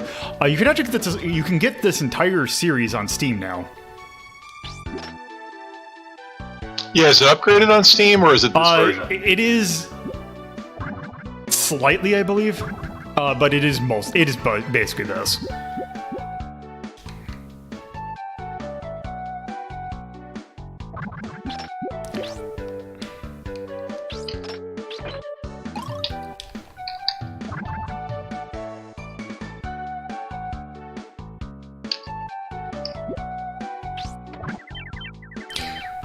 Also, this game has, actually surprisingly good physics for a SNES game.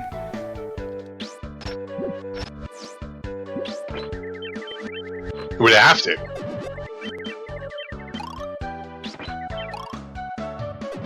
I don't know why the HUD is in the middle of the screen.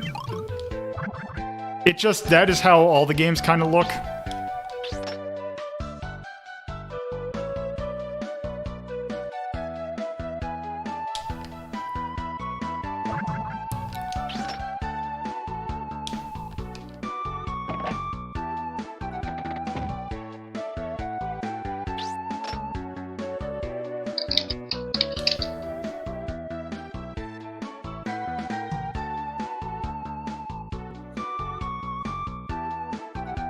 But yes, as I was saying earlier, Umihara, there are currently 3 games in the franchise right now.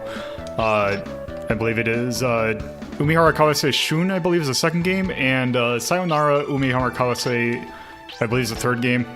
Those games are out and all available on Steam. There is a 4th one that is currently being produced. I believe it's coming out like sometime in April, worldwide. So as I mentioned earlier, there's a different developer or different kind of publisher working on each version of the game. Umihara Kawase Fresh, which is the new one, is currently being developed by Success, which is the company that produces that made the Cotton series of games, which is fitting which is, you can definitely tell, because Cotton is actually going to be a playable character in Umihara Kawase Fresh.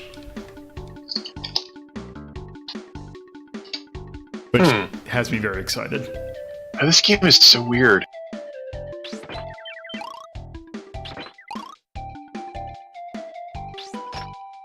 Like, you get the weird walking fish, and then you have the photographic backgrounds.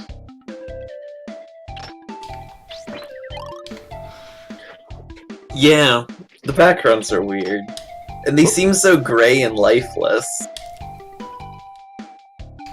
Whereas the foreground has those pastel colors. It really creates a weird... And Yeah, the it's photorealistic jarring. fish with their feet is so weird.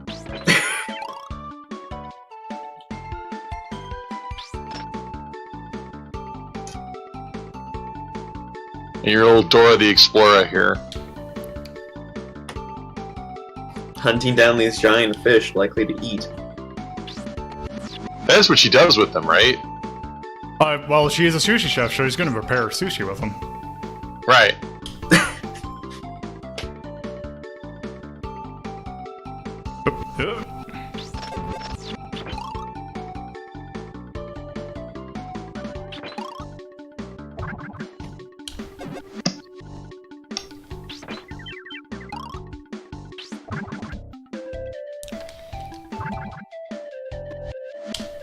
Damn it. Oh, I can just jump.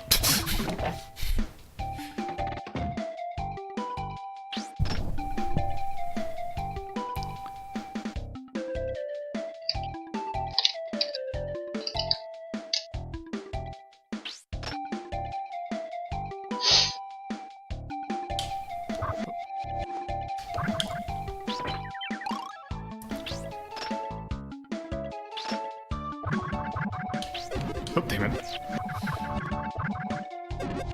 It's a one-hit kill game, right? Yes. What is that? Like a slide rule? What is that? It looks like, either that or a caliper? Maybe?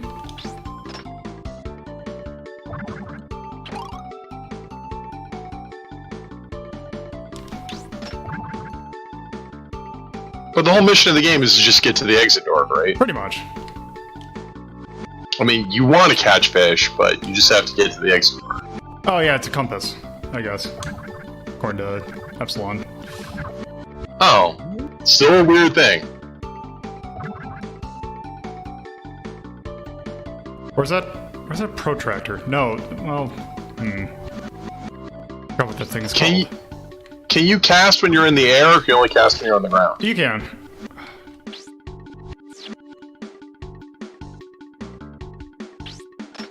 Oh, damn it. No. There is also a compass for, it is a map, like a tool that you would use, for determining angles, I believe? Or is that a protractor? It's been a long time since I've had to use either one of them. That looks like a compass that you use to draw circles with. Okay, so you can't cast the line, reel yourself up, and then climb over the edge. You have to make I the jump over the edge. I don't have the leverage for it. Huh, okay.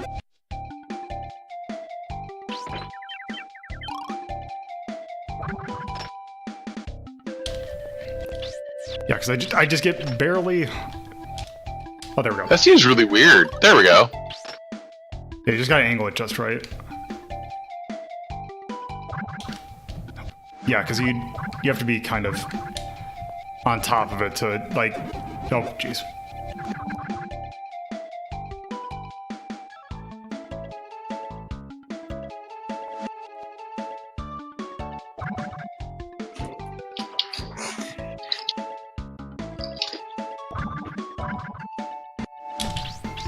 Nope. Almost. There we go.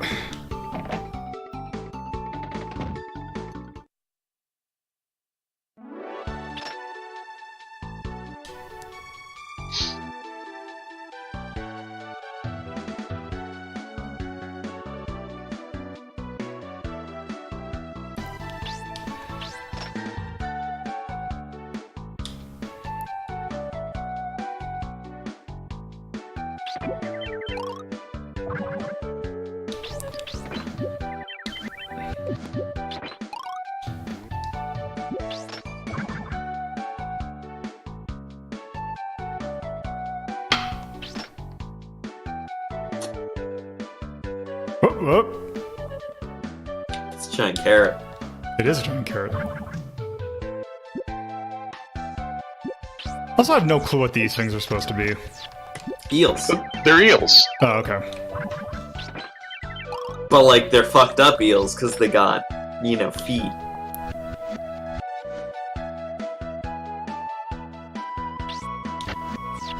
Okay, this is gonna...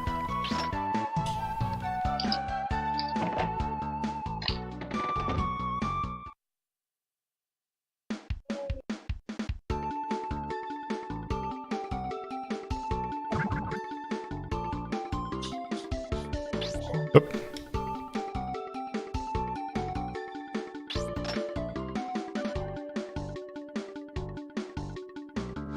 Oh.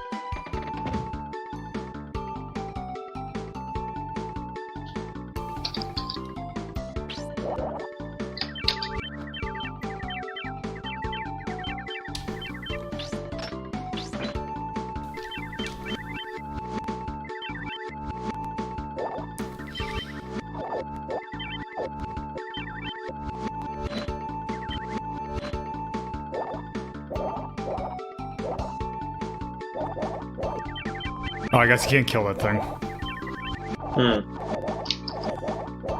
No octopus for you.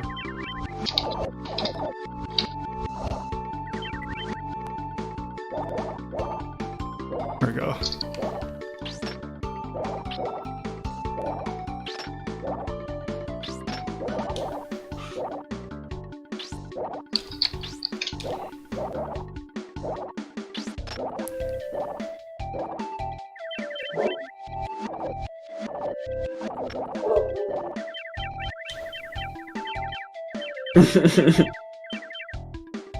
Well, that worked.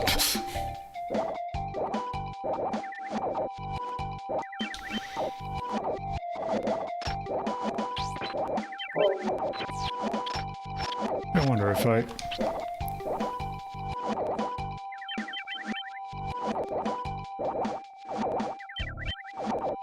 Hold on, how do I... Just gotta time it. I guess. Jump or something, or dangle off a platform so that you're not on the platform when you. Well, you're I gonna figured get there had hit to by be the cloud. something that I had to do to prevent that. Oh, right.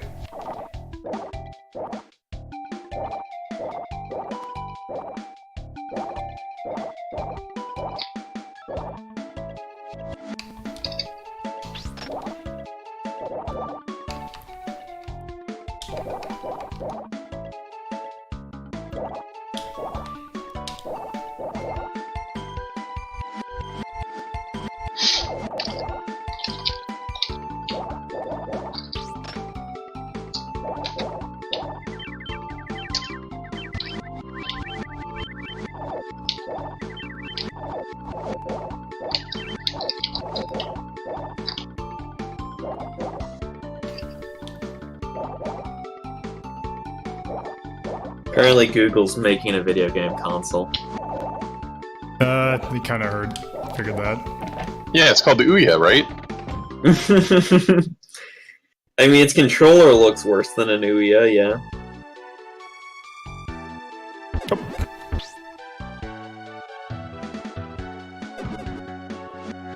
Okay, that Do you have to? Do you have to grab the vegetables and throw it at it? I don't know. Nope, I guess just run. I mean, there is a door. You can just run. Well, that was It looked like it was a part like boarded up. Oh.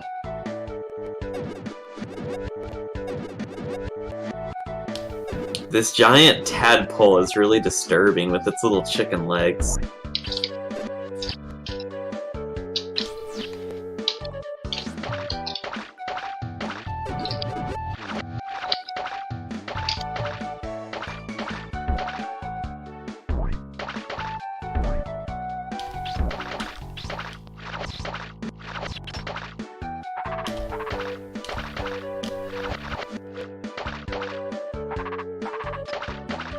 Oh god, this seems miserable to do.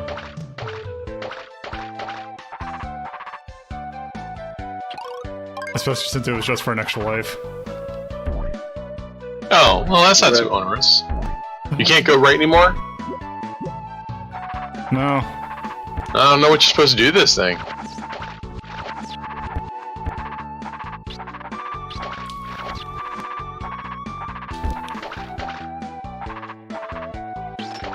I guess this is kind of a boss fight. But how do you defeat it?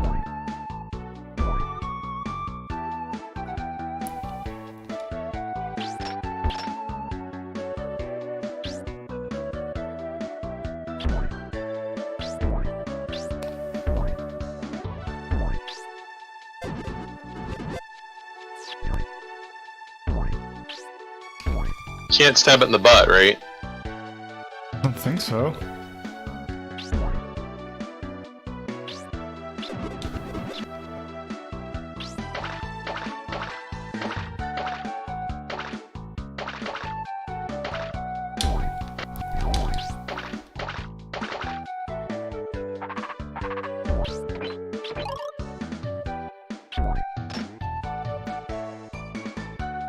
Does the door open if you collect a minimum number of fish?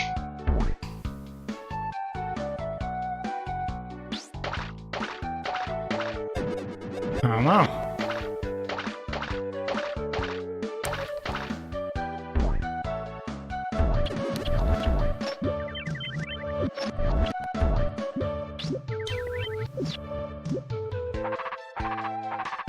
What field is this? 8.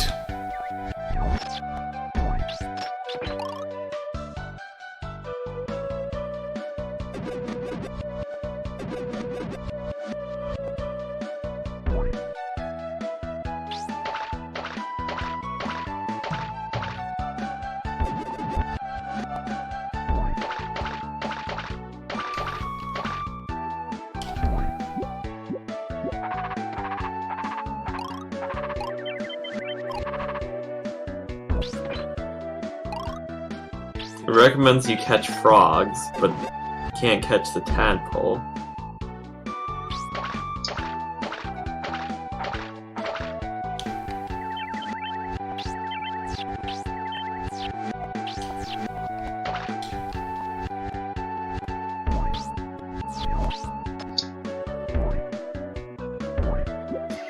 You just have to survive. Okay.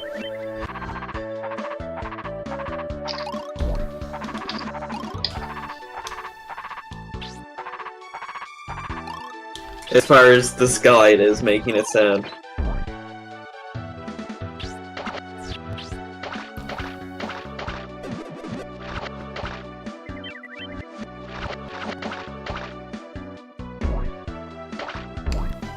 And then, yeah, they recommend, you know, just the hanging off the side and everything.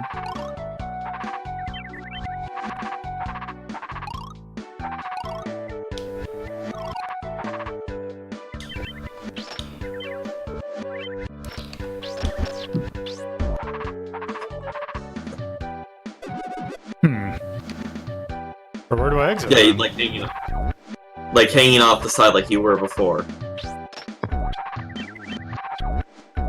But you gotta, like, you know, get rid of all the frogs so they don't. Ah.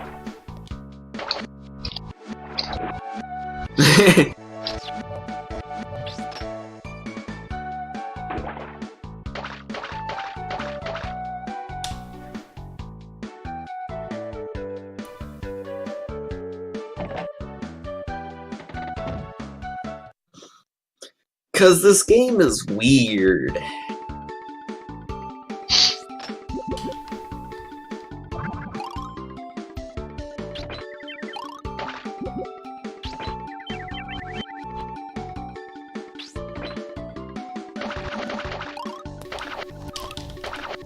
Nope. Catch a whole bucket of fish.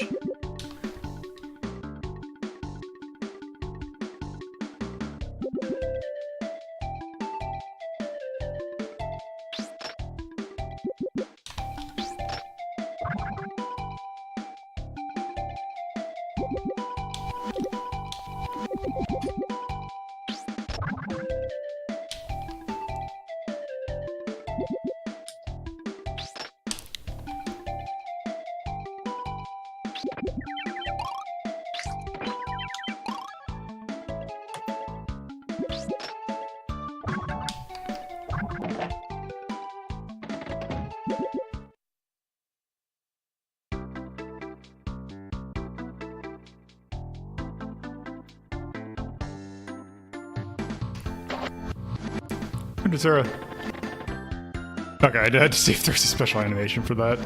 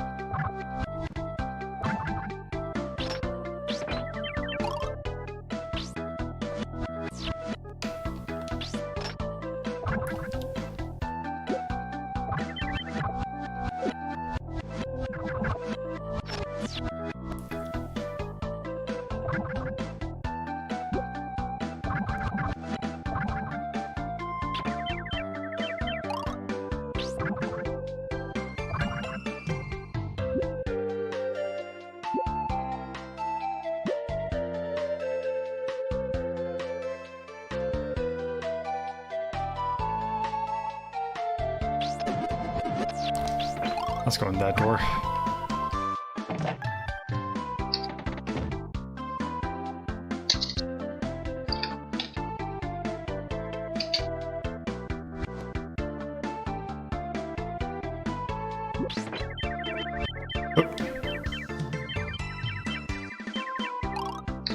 Alright. Okay, I think we've seen enough of this game. I think we get the general gist of this. Yeah, I mean, it looks repetitive, but each level does look slightly different. It's definitely a puzzle platformer.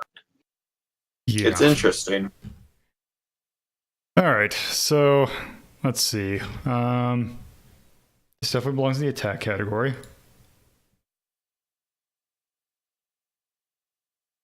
Let's see.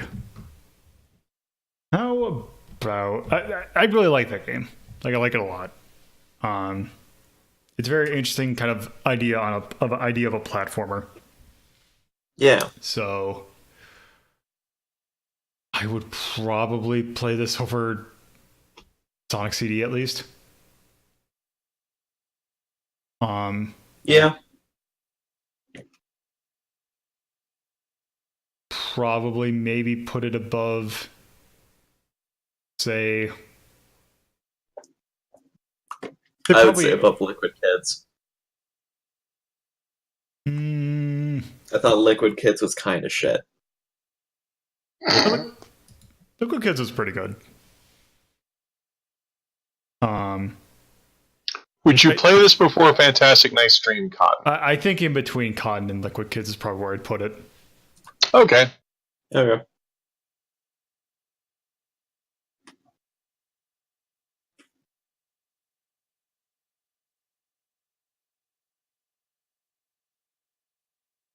That came out in 1994. TNN. SNES. It's very much a platformer. Tone.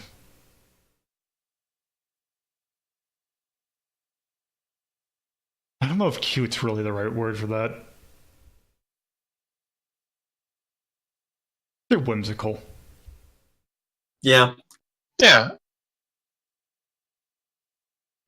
You have your cute little big-headed girl, and you have the weird walking. And there's like a surprising lack of malice in the game, too. The fish just seem to be wandering, and you just seem to blunder into them. Yeah. In theory, you wouldn't even have to interact with them. Not really. So yeah, audience, probably say balance. So what about likes and loves, or dislikes? Music was nice. The music was very nice. I do kind of also like the gameplay of it. I like how physicsy it is for even a SNES game. So, that's probably all I'd put, though.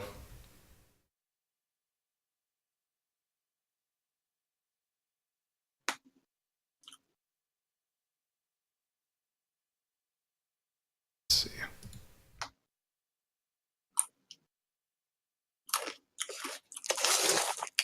There we go. For some reason, it wasn't running the thing. Okay, so yeah, there's Umihara Kawase. It's still pretty good. So yeah.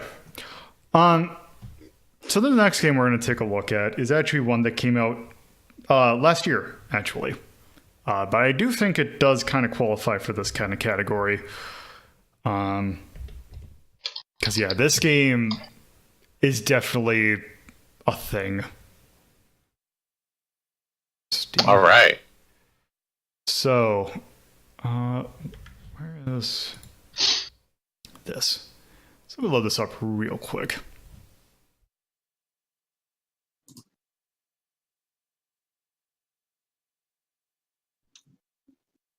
So this is a game by... Oop. It's not loading right. Okay. Let me try that one more time. So, this game is... let's see, there we go. Download. This is a game by Onion Games, and this is Blackbird. Ooh. So this game, it came out last year. It's the second game, I think technically the third, by a weird company by the name of Onion Games. Their first game that at least definitely came over here was a game called Million Onion Hotel, and it was a mobile game. It has a very interesting, somewhat retro-y style to it. This game kind of continues on from that, but it's a completely different kind of game. This is actually a shmup in kind of the vein of Fantasy Zone. So let me just go ahead and start this. We're just going to do normal mode to start. Ah, true mode.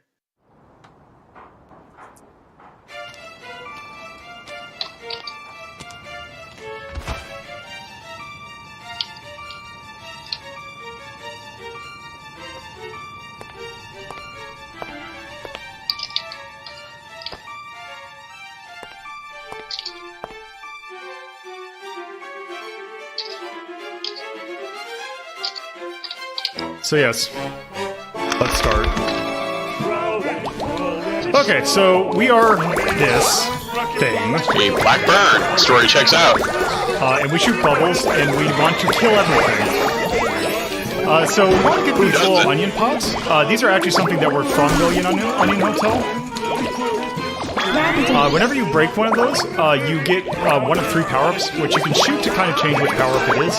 You either get a speed-up, or you get a bomb, or you get a life.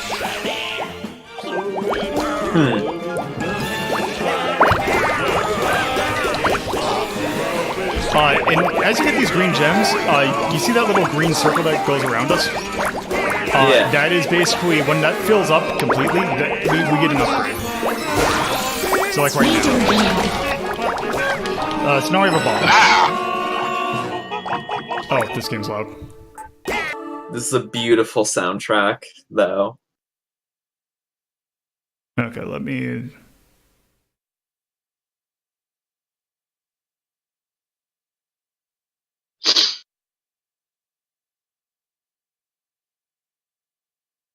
let me...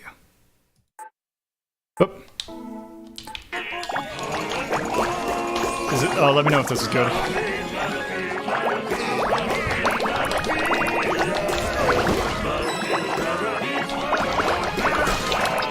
Okay. So I usually like to get speed ups first. So the kind of the flow of this game, it is actually very similar to Fantasy Zone, where you have to destroy these little generator things here.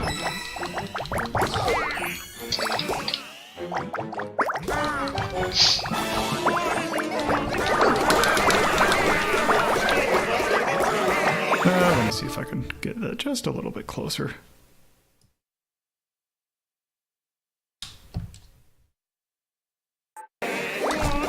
Oop. So when you get hit, you have a life counter, or you see that life counter in the top left. You just lose 1. You don't like die or anything. You just, lose life.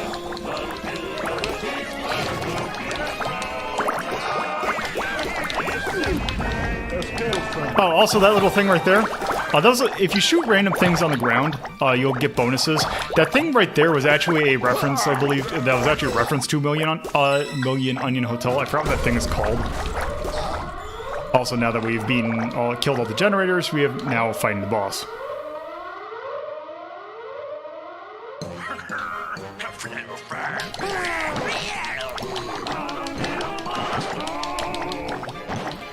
I'm not sure what the other game besides Million Onion Hotel, because I think it's Japanese only.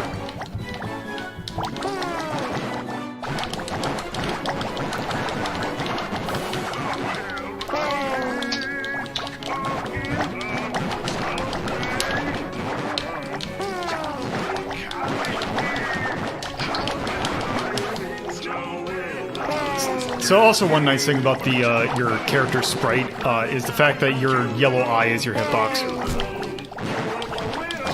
That's the randomly bumble into things. Oh, Dandy Dungeon. Oh, okay.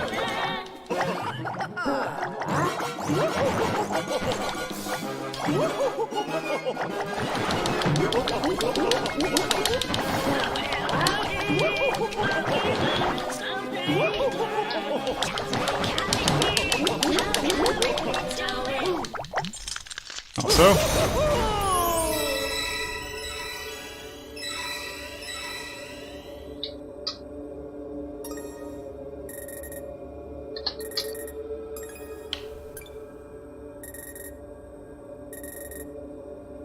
okay.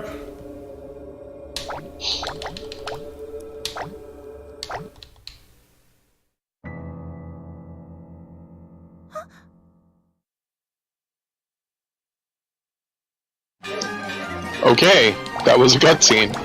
Yep. Sure was. Well, here we are in Agris. So I do like the fact that all the bullets in this game are red. And really anything that is like of a color will hurt you. And there are some levels that get a little louder, but they are mostly muted. Well, the music's awesome. Yeah, the music is really good. And the environmental design is really nice. Like that guy ringing the bell really served no purpose, but it makes it it's a good narrative element. So yeah, if you really like the design of this game, I really highly recommend you take a look at Million Onion Hotel. Because it is very much the same style.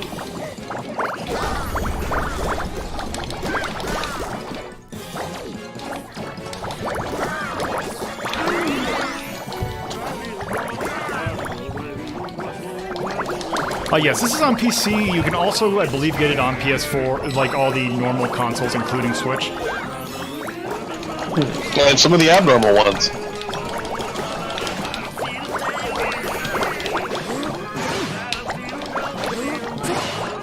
Also, I do like the fact that the enemies will be more encased in a bubble the more they're closer to dying. Oh, whoops. Yeah, I did forget to change the name of the game.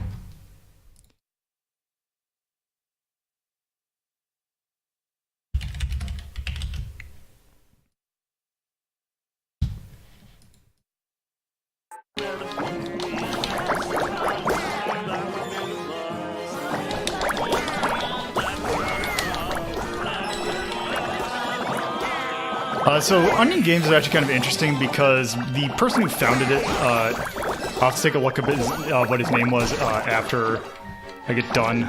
But he was one of the founding members of a company or a game company by the name of Love the Lick, which produced some very interesting games like Moon RPG Adventure, Lull Lack of Love, and I forgot what the other one is off the top of my head.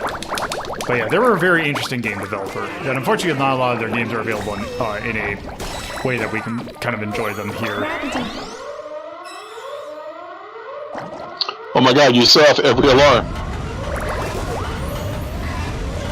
That is the chicken best robot. That is the best boss introduction ever. Every alarm goes off and then it destroys the entire town itself.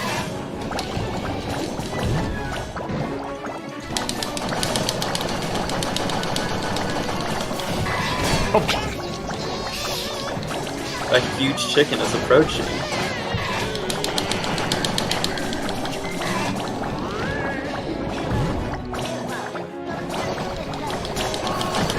Oh, I forgot. What's that stupid game where you break the bubbles with the little grappling hook? You break the bubbles with what? With the little grappling hook. They bounce on the ground. Can't think of it. Every Korean bootleg console has it built in. Pang? I think it's Pang, yeah. Sorry, I was having flashbacks to that. But you are, superb in some ways and good in others. Yes. Best in some.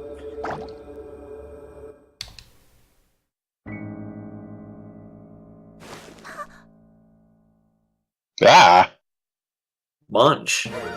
I'll say this, the cutscenes don't wear out their welcome.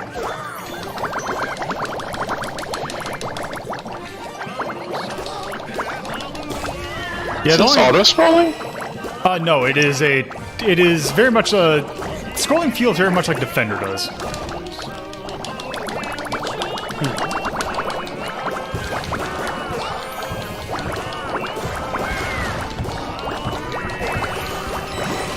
So your goal is to destroy enough crap and then defeat a boss, and then...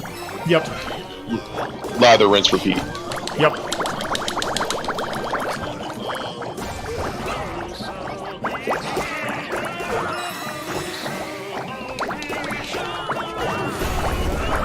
I want that. Oh, damn it. Does anything other than loss of life happen when you take damage? Nope. Okay.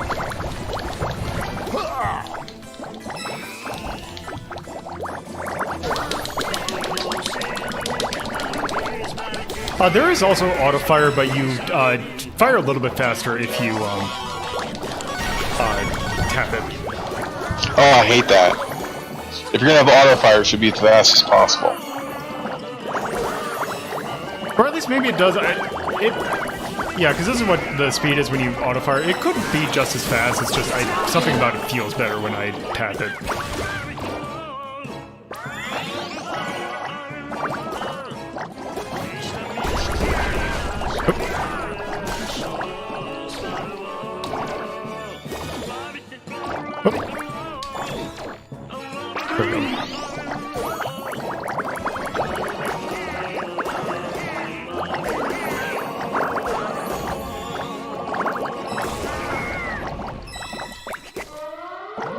Okay, what's the boss of this stage?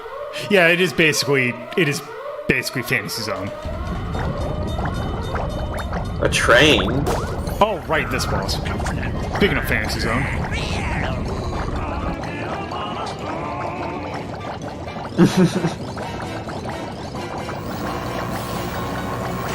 It's one of these things.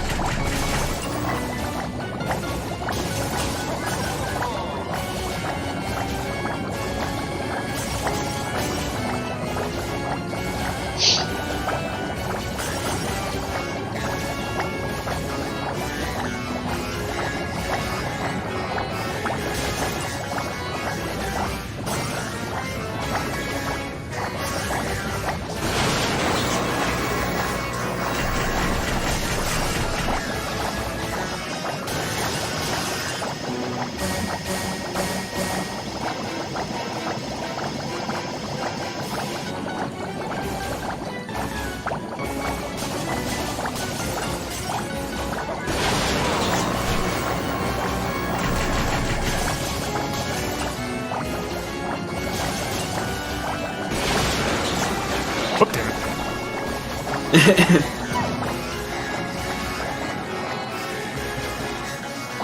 Oh, damn it.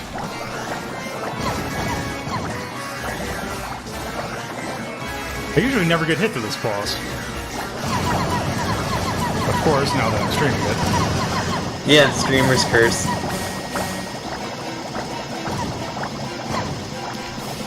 So, how big is your hitbox? It is the size of your eye. Actually, That's what I figured. A little bit smaller, actually.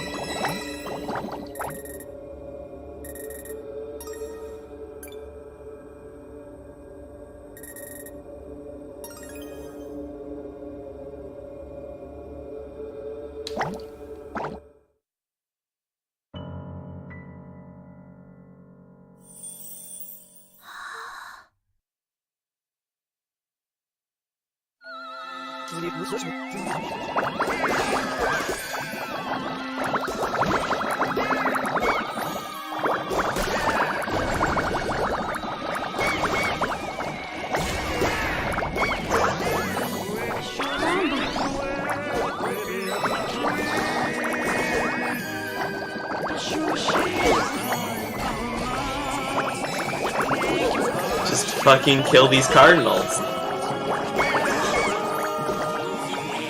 Are we in Atlantis?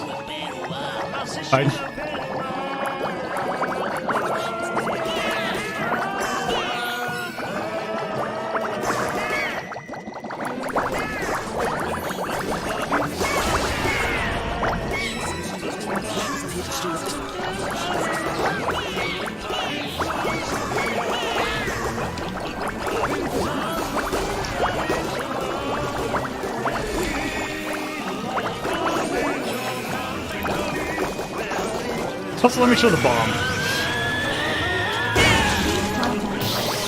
Neat. I got an achievement for that.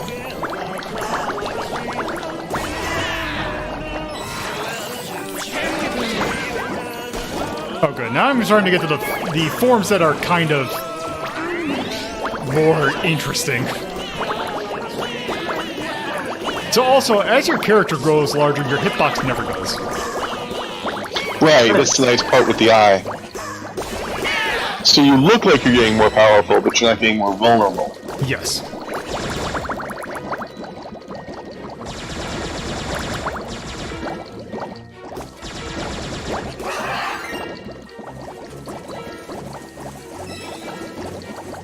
Also, it looks like the camera pulls out a bit more, too.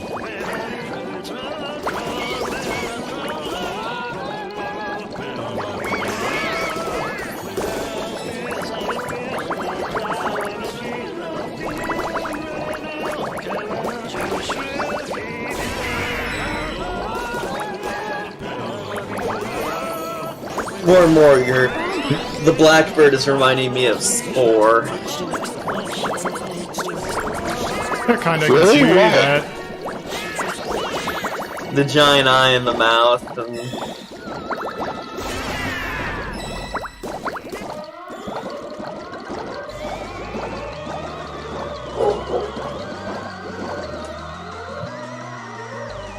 Soon Griffin McElroy's gonna try to turn it into a dog. Or Shrek. So one nice thing about going into this boss is that basically, at least in normal mode, I haven't done this in true mode yet, but basically,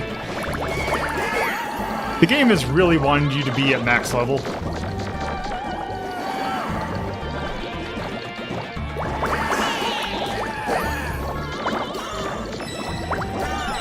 You said there's a normal mode and a true mode? Yes. True mode, which is essentially hard mode.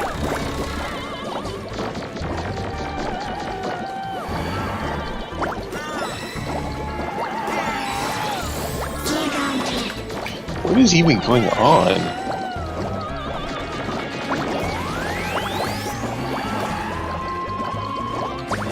Truly, you've ascended.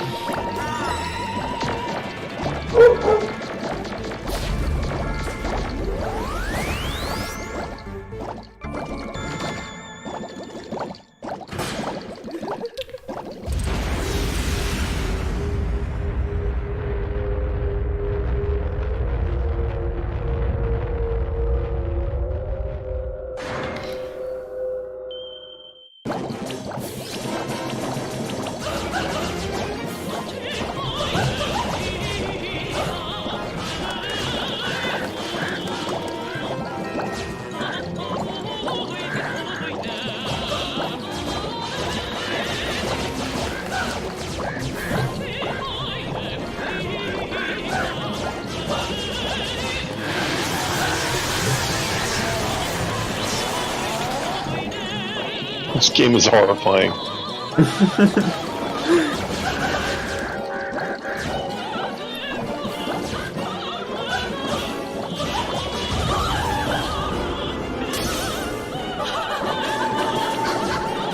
Oh, this phase sucks. Is this the phase? I think it is. Nope, nope. This is just straight up the Toho section. Horrifying.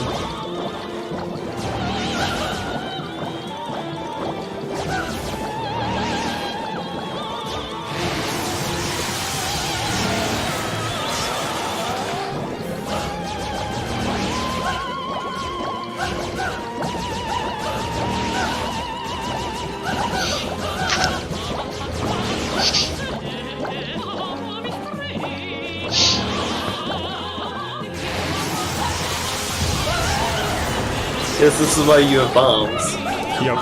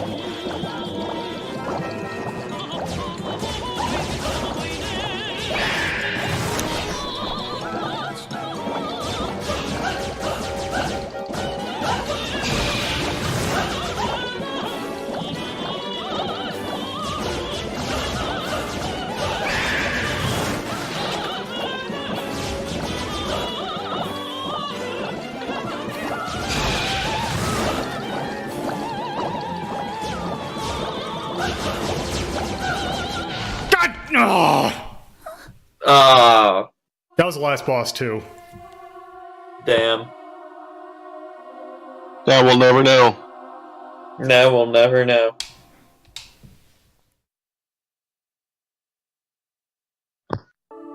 Oh. Which I wonder if can I do practice true mode? Okay, it's just stage 4. But what it does it put me at?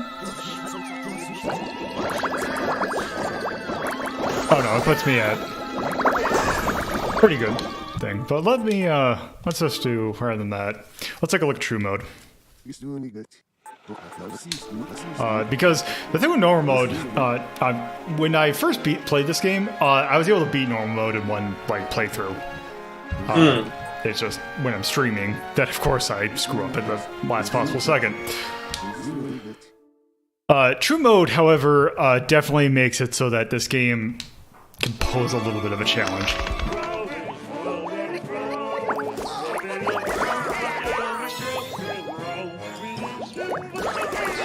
Fascinating game.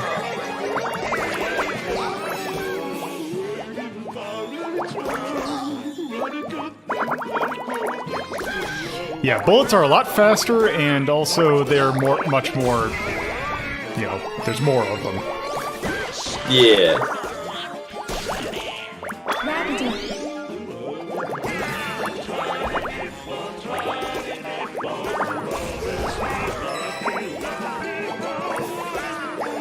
So yeah, this game was one of my favorite games of 2018, or yeah, 2018. Because It does look like it pushes all your buttons. yeah, it is just the want for a new fantasy zone, because it does basically what that game did, just but also make it a lot more streamlined. Yeah, and it's the good kind of retro game where instead of just being like no pixel art, they pick a weird aesthetic and then make it work. Yes. Yeah. You're not gonna forget about this game. No, not at all. Do you ever figure out what the hell is going on? I don't think you need to. It's a metaphor. Are you the good guy or the bad guy? Both. Yeah. Oh.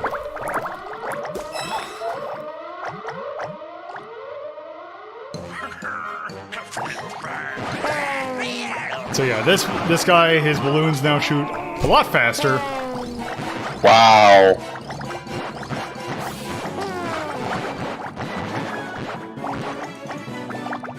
Just kill this clown.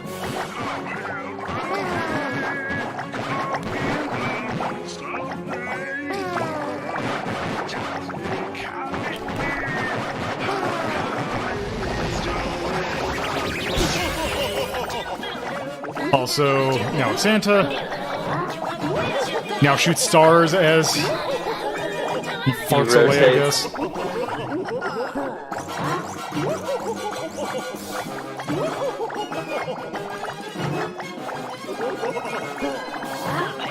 You can't change facing? Nope. Also something that is very similar to Fantasy Zone.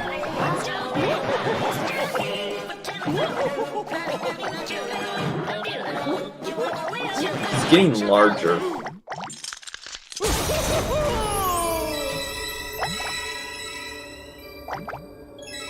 There we go.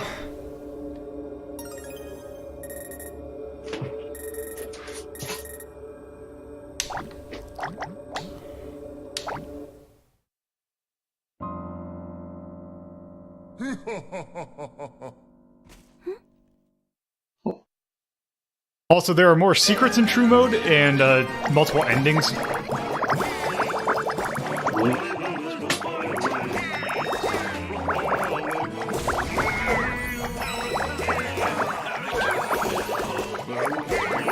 Also, one fun thing that I did, since we're not going to see the credits, that I did like, is the fact that apparently Toby Fox helped playtest this game.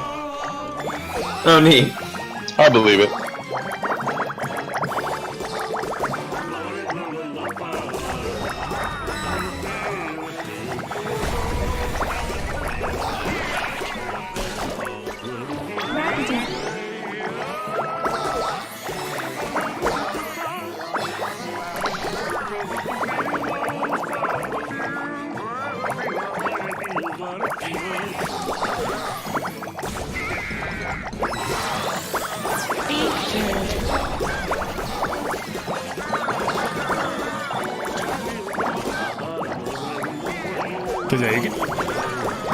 The ferociousness of the enemies definitely have ramped up.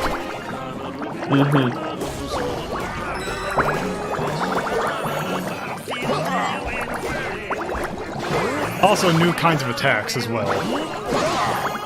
Yeah.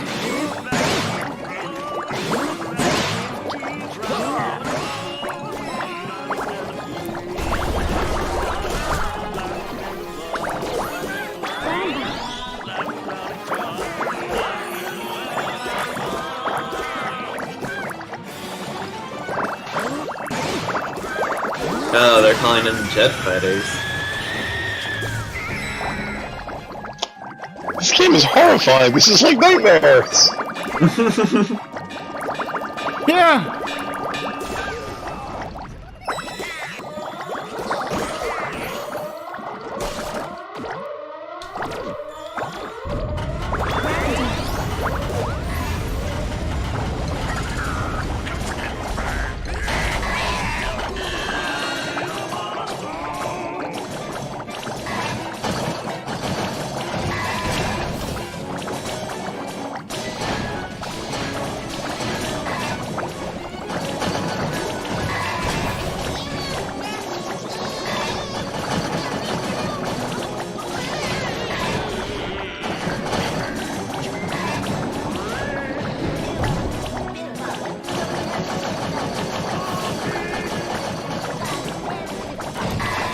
Oh, couldn't get it back up in time.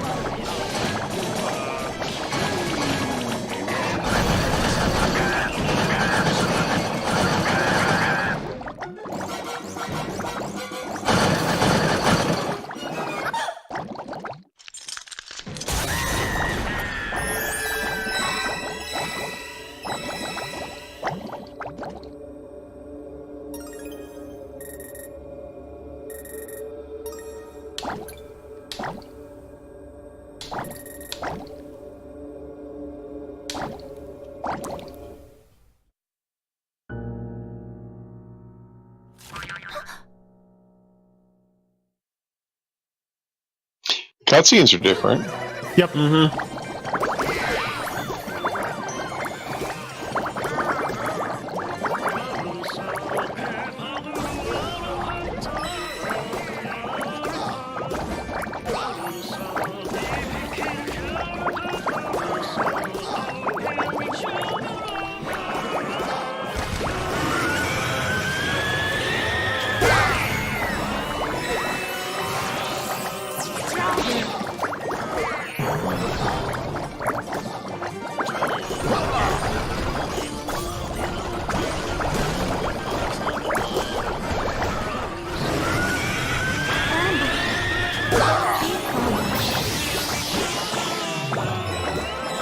So yeah, it seems like it wants you to use your bomb at when you have a max combo going. Mm-hmm.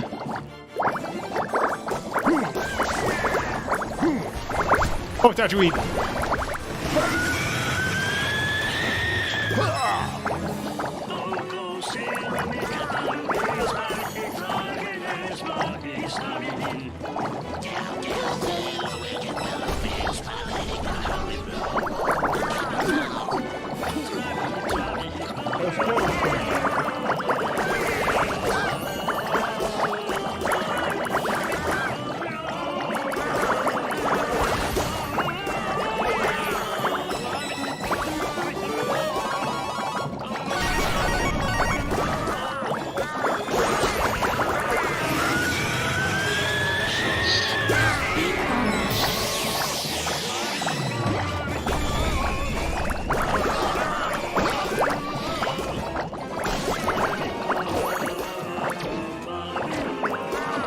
Oh, damn it. Nope, that's not what it...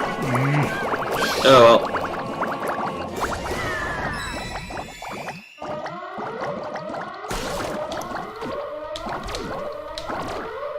There we go.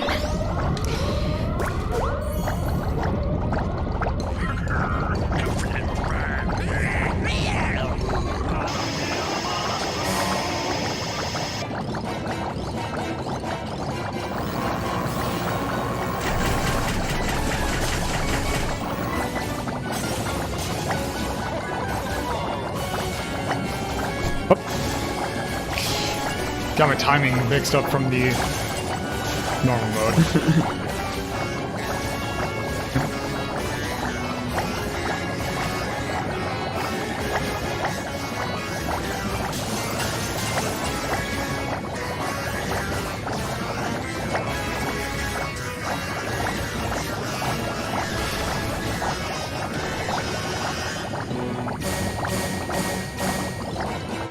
Oh! Too cautious. Or too not cautious. Okay. There I got my best score. All right. So yeah, that is Blackbird. So yeah, it is a very interesting game that was one of my favorite games of last year.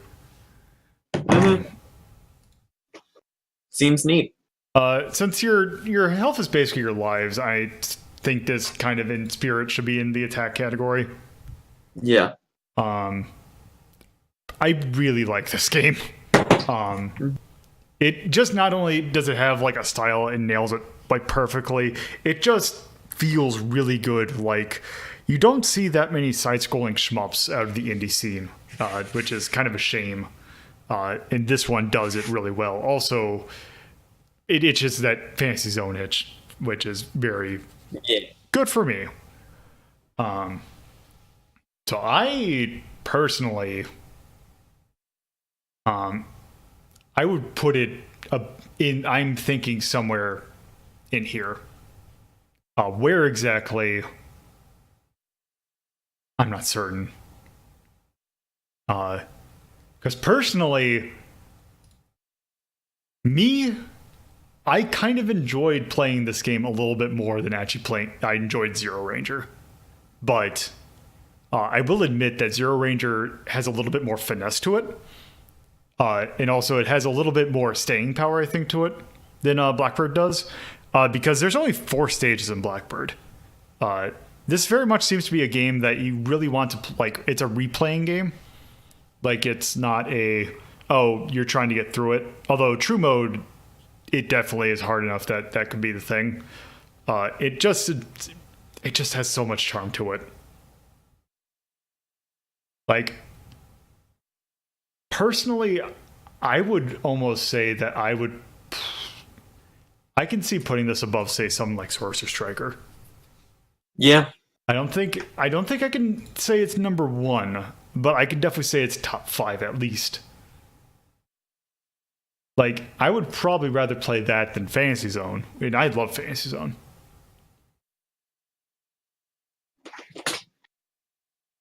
That's high praise. Yeah. I have nothing but good things to say about this game. Other than to say it's kind of short. Also kind of expensive because default price is $20, which might be a little steep, but yeah, if you can get this on sale, and it usually does go on sale for like $10, I would highly recommend this. Because it really has something for everyone. Because even the normal mode is enjoyable by people who aren't that good at shmups.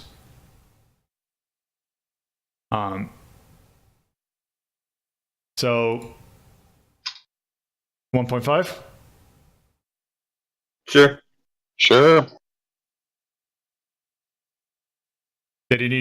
Was there anything that stood out to either of you that would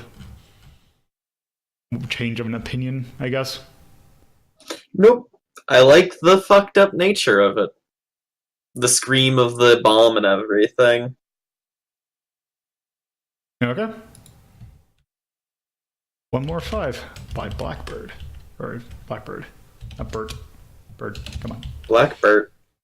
It's like those paintings of Bert. 2018 by Onion Games. For the PC, I'll put PC because I think that was where it was first. It is definitely a shmup. What tone do we want to put this game? We kind of don't have like a macabre category, like a funnily horrifying.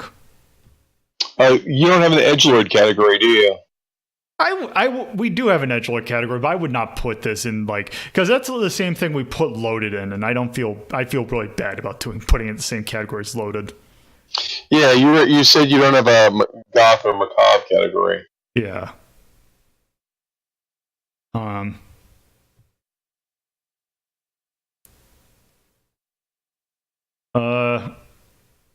For now, I'm just gonna put this at.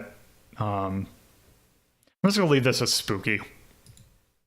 I think it is more. It is kind of. Oh yeah, no, use the spooky category. It's pretty spooky. It is, but I think there should be a note for a somewhat humorous kind of spooky. It's like it's like Elvira versus like an actual horror film. Oh, that's what spooky is. Spooky's not horror. Well, this is also the category we put horror games in. Oh, well, you should have. Yeah, okay. You might want to have a separate category for that. I might need a macabre category.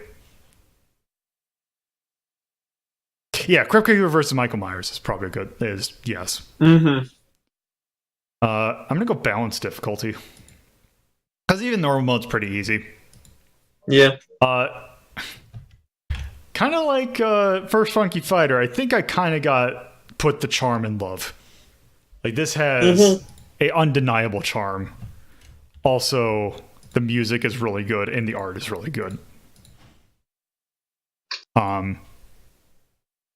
This like here, I don't have one, but I need one for both long and short. But basically, I'm gonna put short. But yeah, there's nothing I would put hate, and there wasn't really anything else I would dislike about it. But yeah, Blackbird is just a really good game.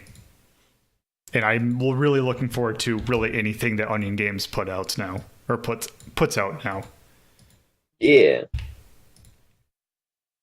So yeah, that's just a really good game. Also, I always love it when I have an episode in which I put something in both the red and the blue in the masterwork. So it's a good little mix of games that we have. Also, what the hell did happen here? Why are you a decimal? Anyway, I'll fix that. So yes, that'll do it for this episode because I think we have gone on for long enough. So